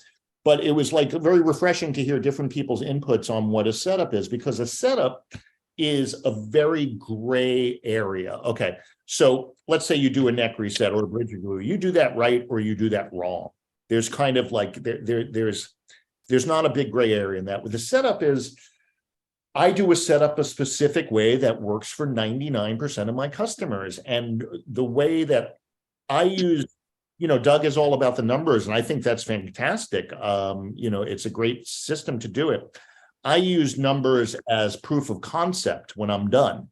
So in other words, after I'm done setting up this guitar, I will measure the guitar and I'll say to myself, good, it's where I want it to be. Or if I'm working on guitar and I'm playing it and it plays great to me, but I'm like visually looking at it and I'm going, wow, that looks a little high. Then I can measure it and go, oh no, it's exactly where it should be, but this guitar just kind of feels like that, or looks like that when I'm setting it up. Yeah, does that make sense to people? Is there a No, but I'll allow it. you'll allow it? No, I'm just kidding. No, that I think that's a really good observation that we can get, at the end of the day, the goal of the setup is to make the customer happy. And Right. so if you're making customers happy, and especially if you're making customers happy that play at a high level, which I know that you're doing, then, however you do it is the right way to do it. The other thing is this about having so many customers, and the reason I have many customers is because I've focused on setup. So if you are thinking of how to instill trust in the customer, right? The fact that the customer has heard of you from multiple sources, like, I'll be talking to a customer and, they'll always say, it's like, yeah, I was hanging out with my buddies downtown and one of them said, who do you go to for guitars?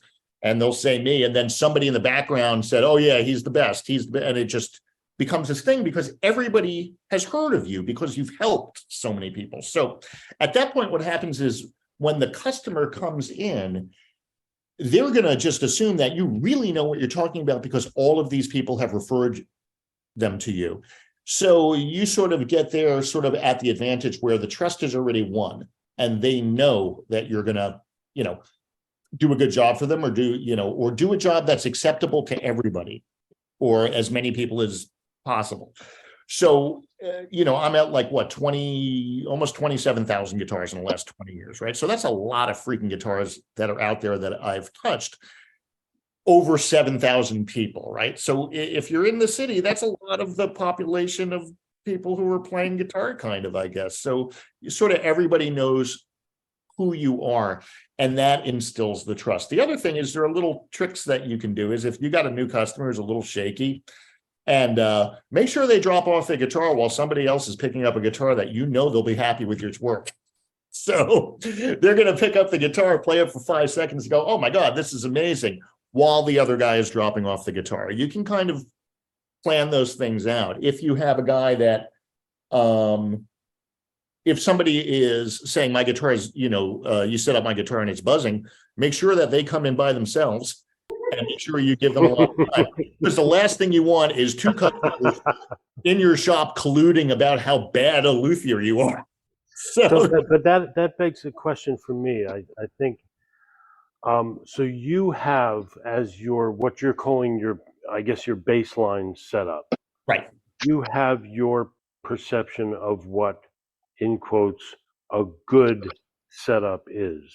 Right. What a guitar should play like to me. And obviously that you have qualifications within that, whether it's a D35 or, a Les Paul. Exactly. Those criteria change depending on what the guitar is. You're not going to. Oh, absolutely. Every guitar has its Rickenbacker 12 strength. There is a feel that I'm looking for that guitar. The thing is exposing yourself to as many guitars as possible. See, and but I want to come back to that for a second because that's the part that escapes me. Okay. Say that feel. I know what a good guitar should feel like. Right. Played good guitars, and one of the reasons why I wanted to have you with us today was because I don't want to throw shade anywhere, but a number of us, and it was the repair guys, you, me, Larry Fitzgerald, that were hanging out at, say, the artisan show. Right. One of the experiences I had, and it wasn't just the artisan show, it's almost every guitar show I've ever been to. You have these incredibly beautiful instruments that play like shit. I was, you can say it for me, but there was a limited number of instruments in that room that when you picked them up, you could actually play them. Yeah, I don't know if you know Kat Fox. She's a repair person. Now she's in Vermont, but she was in Seattle for years. Back She and I in the used to day, go to shows, and we literally used to do bad cop, worst cop. And Okay. yeah, so we would pick up guitars, and then at the end of the day, we would just be like, "Oh my God, did you see the frets on this, or did you see the nut on this, or whatever?" And the problem is, who are the, like, if you think of like the best guitar builders out there who are building, like, electric guitars, really, most of them were repair guys for years before they start, Roger, John Sir, these guys, they were repair guys for a million years. So they're basically excising all the bullshit out of their guitars when they build the guitar. Yeah, and I think just to bring the point to that, sitting down at Roger's booth, no matter what guitar came off, he had a lot of guitars there too. Yeah, he had 7 guitars. No matter which guitar I pulled off the table, they all felt the same. Yes, And and they all that's played what I great. wanted to talk about. Okay, thank you for that. But but I want to bring that back to that point. For me, I'm a numbers guy. Right. If you say Martin D28, relief at 4,000s, 5/64ths at the bass, 4/64ths at the treble, Right. 18 to 12,000s graduated from the bass to the treble side at the nut. In my head, I know what that guitar feels like. Right. It's only the numbers that tell me that. See, here's the thing. How do you know what a guitar feels? I set up that guitar, and at the end, those are my numbers. I know what a guitar at 5/64 feels like. I know what a guitar at 5/64, 4/64 feels like. It's just having done this for so long without relying on the measurements. So, by the way, to back up what Evan says, like, I come remarkably close without a tuning fork to getting a guitar in tune every time. And I remember showing somebody that once, and I'm like, I've got relative pitch. He's like, you don't have relative pitch. You have muscle memory of what a string under tension is supposed to feel Exactly. like. So like, here's a good example. I was doing a presentation with somebody, and we were doing nuts, frets, and setups. And he pulled out the StuMac nut height gauge. And I was like, okay, we're going to cut the nut now. And I said, he handed it to me. I was like, oh, I don't need that. He's like, what about feeler gauges? I'm like, no, I don't use that. He's like, well, how can you tell how high the nut is? I was like, by eye and feel. By feel. And he's like, well, what do you want to cut your nut to? I was like, I don't know, high E, 9, 10 thousandths. He's like, yeah, that's what it should be. I was like, okay. I was like, let me cut the nut. So I cut the nut. I give it to him. I was like, measure it. And he looks at me and then looks at the audience, and he's like, it's 9 thousandths. And I'm like, yeah, it's because I haven't the way I set up a guitar is, and this is not the way to do it. And I'm not encouraging people to do this, because I think the number system is fantastic, is I find the numbers a barrier to how I can set up the guitar. And sometimes I can eke a little bit more out of a guitar, and sometimes it's a little bit less. But I want it sort of in this little area where if I put up the measurements, it's going to be 5/64. It's going to be 4/64. Like with a nut height, my method is this. I'm going to try and tilt the computer over. I don't use feeler gauges or anything like that. You guys see the headstock of the guitar? I do, yes. Okay. What I am looking at is, I have a backlight. I don't know if you can see this annoying backlight, right? Okay, that light, right? That hits the headstock, and I put that there for a reason, because I'm using the shadow of the string off the fret. Yeah, tilt that camera down there. We're seeing mostly you. Oh, good. Which is fine. There we go. Okay, I'm sorry. You see that, right? Yeah. So what I'm using is the shadow of the string off the fret to show me where my nut height is. And after doing this for so long, I've found that to be extremely accurate. So what I can do is I can just tilt my head. Paris, we got to mute you. Where are you at? Hold on a second. I thought Paris was going to speak French. Hold on a second. Where are you at, Paris? There we go. I got him. Okay, thank you. So I'm tilting my head, and basically the gap between the shadow and the string becomes my feeler gauge. I don't know if that makes sense, but it's a visual thing. If you could take I a, think it does make sense to me. I want to try to run something past you that might illustrate what you're talking about. When does it involve a feeler gauge? no, I have a feeling. when I'm cutting my nut, if I got to hold the guitar backwards, but just so I can hold it up to the computer screen. But when I'm cutting my nut, I'm using, I think, to describe what you're talking about, I use my file as I'm cutting. I will use my file and I'll bring it down to rest on the first fret, and I'll look at the light, that shadow. Oh yeah, between sure. the file. Sure. And then is that what you're talking about? But you're using a string, or is that? No, I'm using the string in the nut at rest. In other words, Yeah. without me using the file. Oh, so you're judging. I'm trying to just visualize here with the guitar in front of me. What Okay, so you have to look at it at the angle that I'm looking at, right? So the guitar is below me here, right? I Yeah. got a light behind me pointing right at the nut. Okay. And if let me put my glasses on because I can't even tell it's a fucking guitar without them. If I look at this right now, I can see the shadow of the string hit the fret, right? As I lower the nut, the closeness of the shadow to the string decreases. So I think I see it now. Okay. yes. So what I can then do is, and I don't know if I cut nuts very, very fast. I don't know if you guys have seen me do it, but it's a constant stroke, pick up the guitar. Look at it like this. You know what I mean? I'm not, and maybe that's not the fastest way to do it, but it's just the way that I've figured out to do it. And it gives me consistent result with it. There's something that I wanted to talk about that. Can I move on from that for a second? Sure. Yeah. I'll allow it. Thank you. And it was it the reference to Roger, the sameness aspect? Yes. Here's the most important thing that no, it's not. Everything's important. This is important. You need to have a brand. In other words, you have to have a homogeneous product coming out of your shop that you and your customers can rely on. And that is why I started a baseline where so let's say I have 7,000 customers, right? How many people is 99% of 7,000? It's about 7,000, right? Right. So that means that 7,000 people like the way I set up the guitar without adjusting it. That's 7,000 people walking around saying, yeah, you need to bring your guitar to Evan because he sets up guitars great.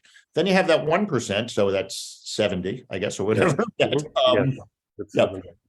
That you have to do a little adjusting for, which is fine. Then they walk out and say you have to bring your guitar to Evan because he sets up guitars great. So, and the scary thing is I'm not a guitarist. I can play 10 things on the guitar that make me sound like a guitarist, but I utilize those 10 things to test the guitar. So I'm really good at those 10 things after this. So many and Baby Shark. And Baby Shark, which I think I've become sort of an expert at. And after, I'll show you this. And after reading this book, I feel like I've really turned a corner in my Baby Shark. I keep it with Jerry Hayes's book, by the way. But so the thing with having a homogeneous product and a brand is, and this is a very funny story. I stopped doing refrets. Like I've done one refret in the last 2 years, right? Because I have tendonitis, and so I send most of them to my buddy Matt at 30th Street Guitars, right?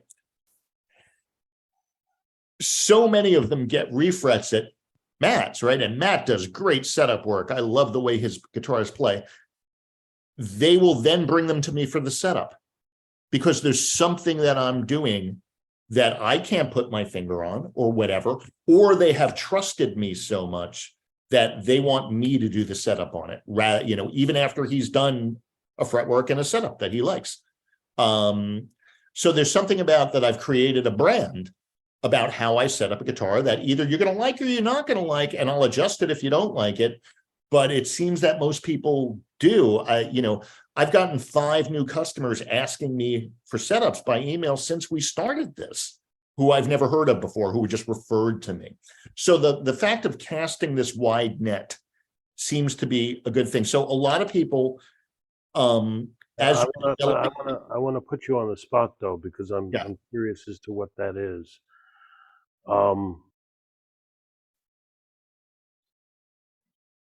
When you are talking about that homogeneous product, right, what is your litmus paper? Because it's got, to me, like I said, you know me, I'm a numbers guy. yes, Not that I'm trying to become, Evan GLuck north of the city. or should you want to? But Doug, from the standpoint of being able to reproduce that, if I Right. was living in Kansas City or if I was in LA or whatever, and I think to be fair, some of it has to do with being in New York City. Of all of my life has to do with being in New Well, York City. yeah, well, but casting a wide net in New York City is a lot different than casting Absolutely. a wide net in the hills. Absolutely. And that's why I preface. Doug, I want to jump in here and say you need to use the force.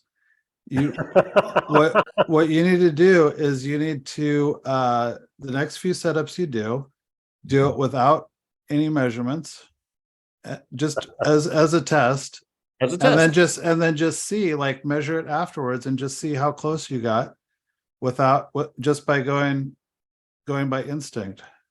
And that would be an interesting experiment. Yeah. I will try doing one measuring stuff and we'll get back to you in a month when I'm done. No. Yeah. So what I'm curious about is that what's your litmus paper for that homogeneous product? It's very funny. I'm done and I'm satisfied. If I could put my finger on it numerically, I would love to. But what it is I'm going to say, do good work, but the nut is the most critical thing in the setup. It really is, yeah. Stress that enough, man.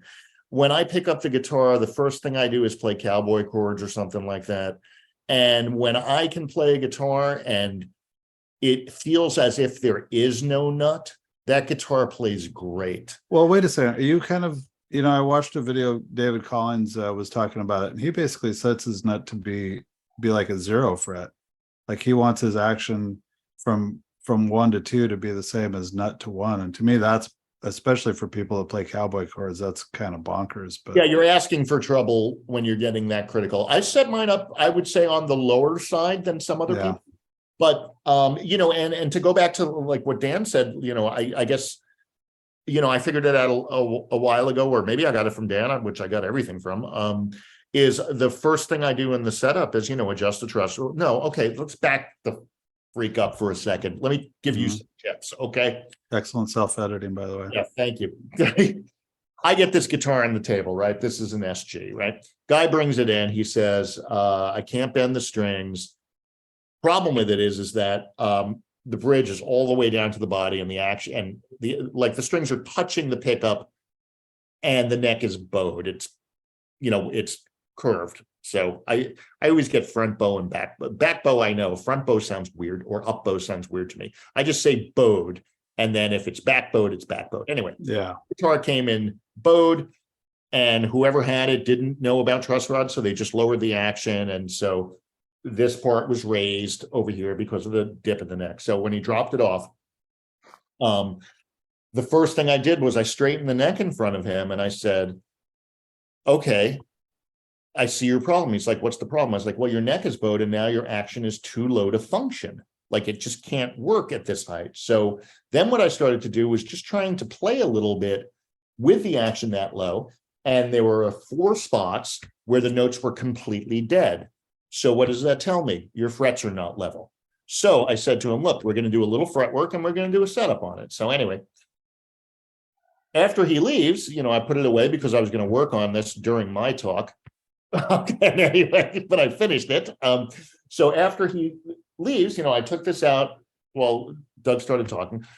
First thing I do is on any guitar setup is I plug it in. I want to know, do the pickups work? Do the controls work? Let's say this is a Strat and one of the pickups is out or one of the controls is wrong. And I don't check that until after I'm done with the setup. That means I'm opening up the pick guard. I'm doing all this stuff after I've already done the work. So I want to know all the electronic problems that can possibly happen on this guitar before I work on it. Second thing I do is I adjust the height of the pickups at higher than I want and lower than I want. And then I turn the guitar over. And I want to see if the pickups are going to move on their own because there's not enough compression on the strings or the tubing. So again, I don't know if any of you have ever set up a Strat and then you lower the pickup and then you turn it over and the pickup just goes boop. And then you got to pull the pick guard off and you got to retube it and everything to get more compression in it. So I want to know all of that before I start working on the guitar at all. Does that make sense to people? My goal is to eliminate time out of this and just to figure out what the hell is going on before I just turn the, and then I can say to myself, this is a regular setup or this is not a regular setup. There was a funny thing I did in front of Ed a week or so ago. Is Ed still here? Ed in the shed. Oh, there he is. Should I tell him about the Jazzmaster thing? Because I thought that was kind of, right? Yeah, okay. So I was building a Jazzmaster for a guy and it had a weird control config. I'm just going to give you some little stupid tips, okay? Had a weird control configuration. So he bought me a pick guard that was undrilled, right? So there's no holes in the pick guard for the knobs or anything, right?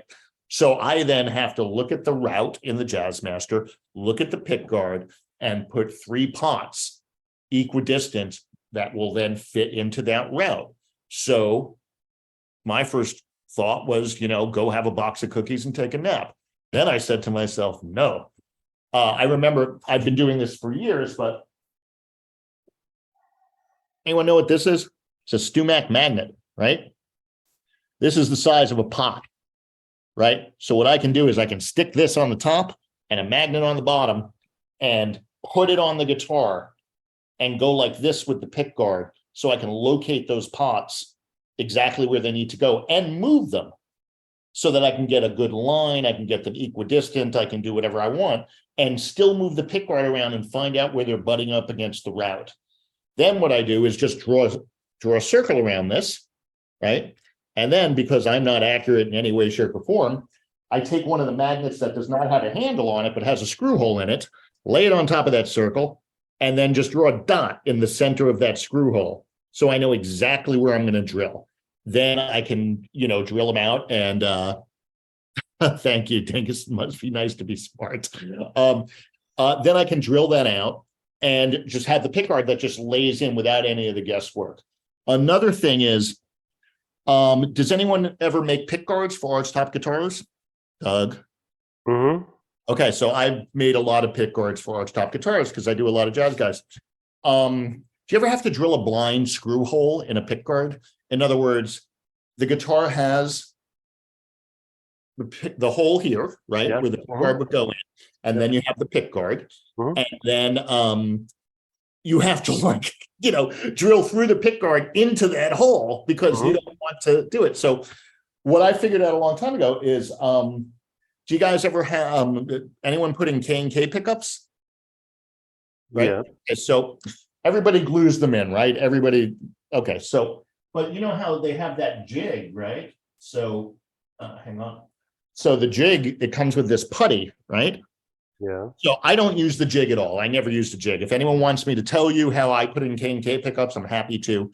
But I have a different method that doesn't use this jig. So what I do is I take a humbucker pickup screw, like height adjustment screw, not the height adjustment screw, the humbucker pickup ring screw. You know, those little screws that are Phillips head, right? I'll screw it into that screw, into the hole that's in the guitar, right? Put a piece of putty underneath the pick guard, right? And then register it exactly where it needs to be. And there's literally an X where I need to drill the hole. Oh, okay.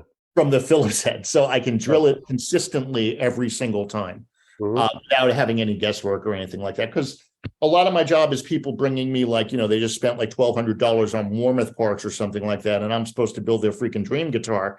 The last thing I want to do is drill a hole in a wrong place while I'm doing this. So that's just a couple of little stupid tips. Is that helpful to anyone or make any sense? Sure. Yeah. Okay. let's see what else. Uh, Danny West is sending out brain exploding. oh, you like that one, emojis. Danny?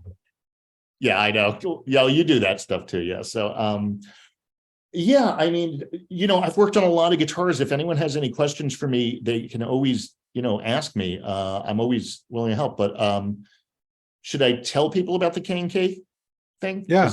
Yeah, sure. Okay. Yeah. Okay. So Oh, wait, hold on. We should Hold have acoustic pickup. The acoustic pickup thing. That could be a whole thing. If anybody knows how to balance a Fishman pickup, we could throw that into. oh no, there's not enough bandwidth on the internet, Ian. So anyway, I don't like doing anything blind inside of a guitar. In other words, I don't like sticking pickups onto a jig and then jerking two poles through the thing to do it. So what I do is I lay a mirror inside the guitar and I put a light inside the guitar, right? Then I take the original strings that were on the guitar and I cut them so that the ball ends, so that there's about, the ball and then maybe an inch or two sticking out, right? So then I put the ball ends into the guitar with the bridge pins, right? So on the whichever set of strings I'm going to put the pickup on, right? I get one of those little rubber glove tips that Doug uses all the time. And I put it on my finger, right?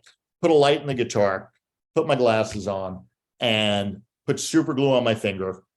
And then, not on my finger, I put super on the K&K thing, and then reach inside the guitar while looking through the bridge pin holes, seeing where the ball ends are on the string. And then I can literally put the pickup exactly where I want. And then I just hold it for 2 minutes and then go to the next one with the new strings and the bridge.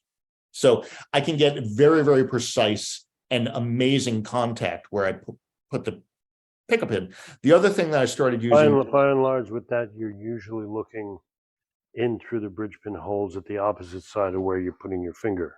yes, I'm looking So through the bridge pin holes So you can see at the mirror at the mirror. at a diagonal, so you can, because if you were looking through the same hole, your hand would be in the way. Oh, of course, yeah. I'm looking through. So like if I'm if I'm doing the E and the A string, I'm looking through the E and the B string or the D and G string holes, bridge pin holes, because the E and the A, you already have the strings through them. Another thing that I found, and I don't know if this is good or not, but it's been working for me, is tops that have slight flex to them. I've had occasions where the sensors have popped off over time because of the flex, and that super glue doesn't have a lot of shearing properties. It can pop off. So I started using the Glue Boost medium viscosity finish stuff, which has a little more flex to it. And I haven't had anything fall off since I started doing that. So that's a little tip there. Cool. Yep. Quick question, Evan. Sure. How do you deal with a K&K if you're doing it on like a breed love that has those the pinless? Oh, that's a different thing. What I actually do is I will drill tiny little holes into the saddle slot. Okay. Yeah, so I'll drill one on the bass side and one on the treble side, and then I can register exactly where I need to do next. What I'll do is I'll drill the holes and then stick the smallest drill bit or a guitar string or whatever, just so that when I feel in there, I can feel something, as I'm registering, because I'm trying to get the center of the pickup underneath the saddle slot. Right. So yeah, that's you got to pick your battles and do the best you can with those, Well, that helps. Yeah. Anything else? Everybody knows about my string, right? This guy. This is taken. Yeah, this has taken off more knobs than anything in the world. It is a string from a dampet, the one that goes, between the dampet and the disc. This you just slip under a knob and just pull it, and the knob comes off. And this works on everything that I can think of, really. By the way, this would be an example of poor self-editing. Why? Never mind. There are a lot of knob stuff there. There's a lot of innuendo happening there. I Okay, felt well, it was over the line, but yeah, part of my job is to keep it clean. It's all part. Trevor wanted me to talk about dental light nut curing. It's something that I did for a long time. Does anyone use that stuff? I have used it, yeah. Yeah. I wasn't able to bust it out for this. But it's something that's really useful to have if you have a friend that's a dentist or a dentist. Are you still using it? I use it every now and then. I'll use it on vintage stuff.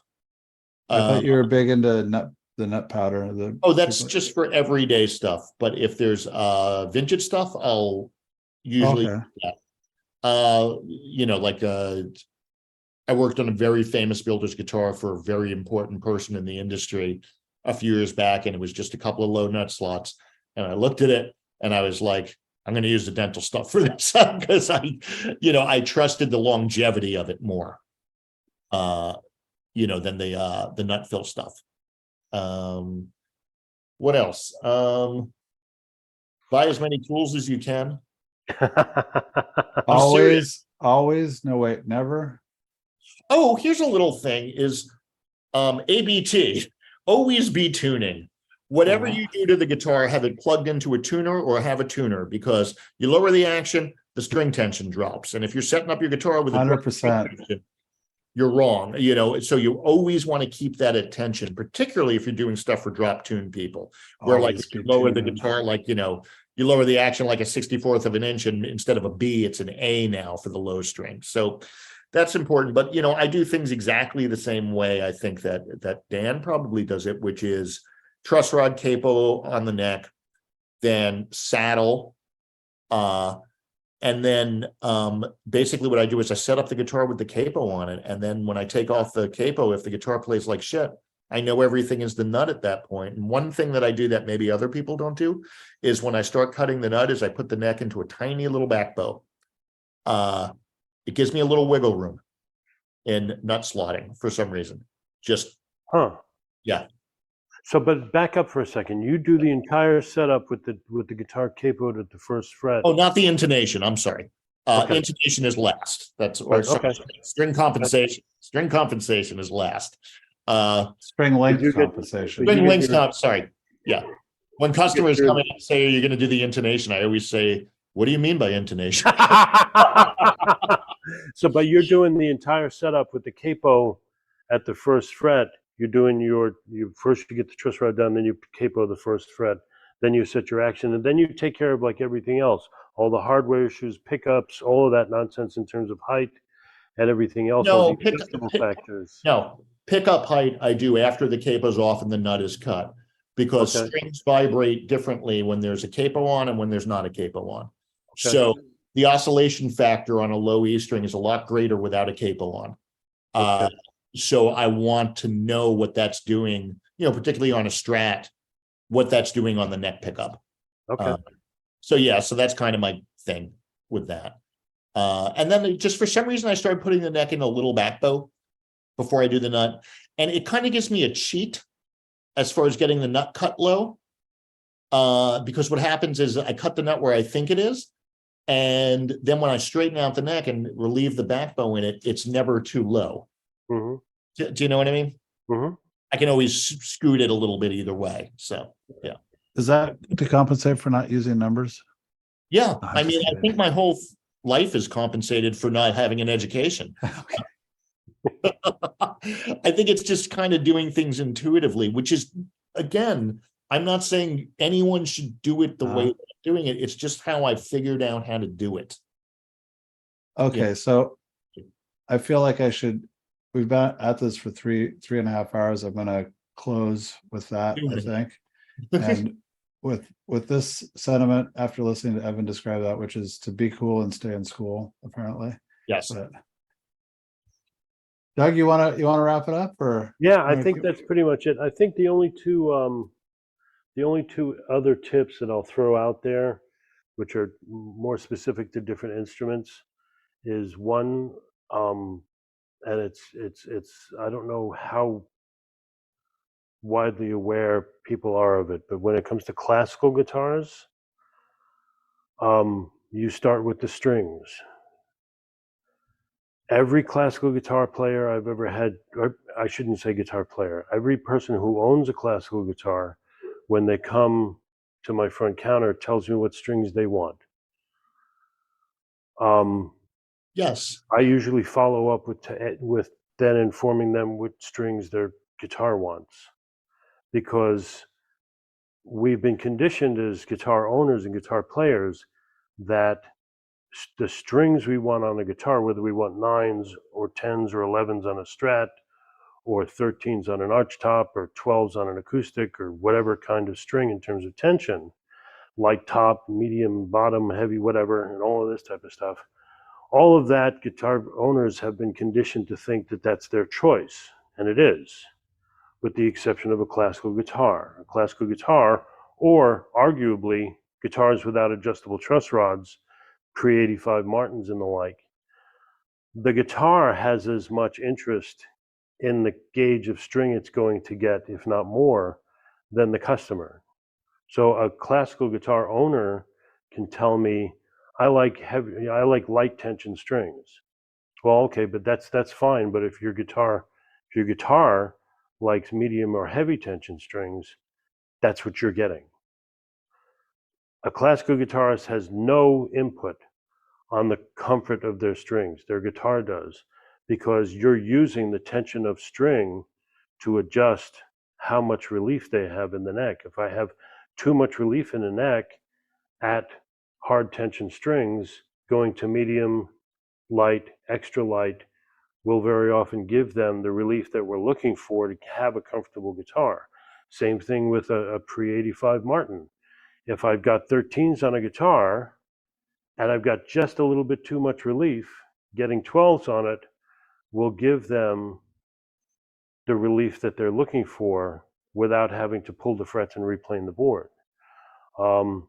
That's the only thing I'll mention about classical guitars, which obviously there's more you could go into in terms of particular aspects about a particular setup for a particular kind of guitar. I tried to stay away from that during my presentation in terms of talking about the general numbers. The other thing is this, is an archtop guitar bridge. If you're like me, you're tired of seeing the bottom of that bridge cut so it's so straight that it sits up on those two thumb wheels and then sags in the center. When it comes time to adjusting the height, if I need to get this saddle lower than it is at its lowest point, rather than stripping the whole bottom of the bridge in order to get the whole bridge to sit down, if I have to get it to come down a 64th of an inch, or I have to get it to come down a 32nd of an inch, or whatever I need to get to the action I'm looking for, don't be afraid to take it off the top. Yeah. Put it upside down, run your number, if it's a 32nd of an inch or whatever, what have you, and strip it off the top of the thing. That gives you two opportunities. One, you're not disturbing everything that's happening down here. Every single archtop bridge that you have seen preset, if it's a wooden bridge and not pneumatic, is wrong. None of them are in tune. We're all in the habit of setting our outer two E strings and hope nobody complains about the inner four in terms of being in tune. It's okay to strip the top of this thing off, and that gives you, because you're, if I'll draw the picture,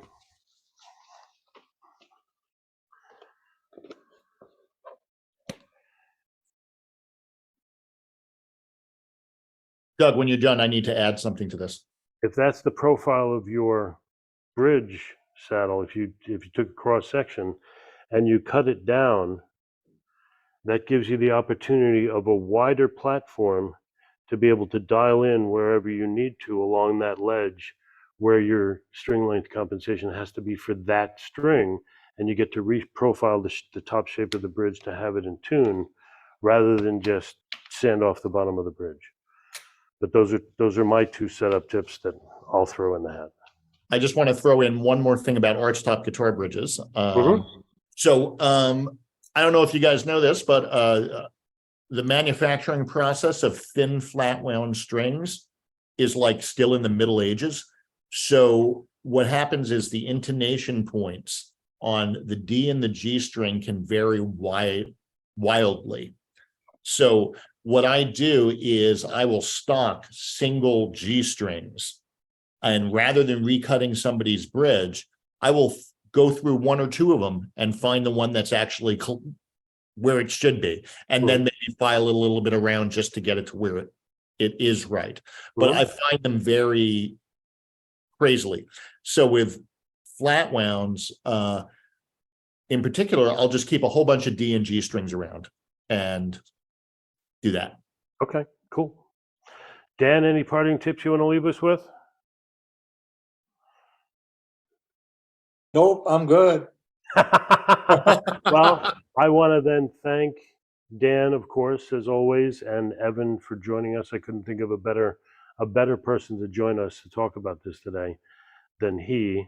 Thank you. So, you know, with that, we're going to put a pin in for today. If everybody wanted to also unmute and join me in thanking both Yes. Evan and Dan, please do so. Thank you, everybody involved. Guys. Cheers, guys. Everybody. And, Thank you. That's Guys. great. Thank you very much. Thank you. Hey,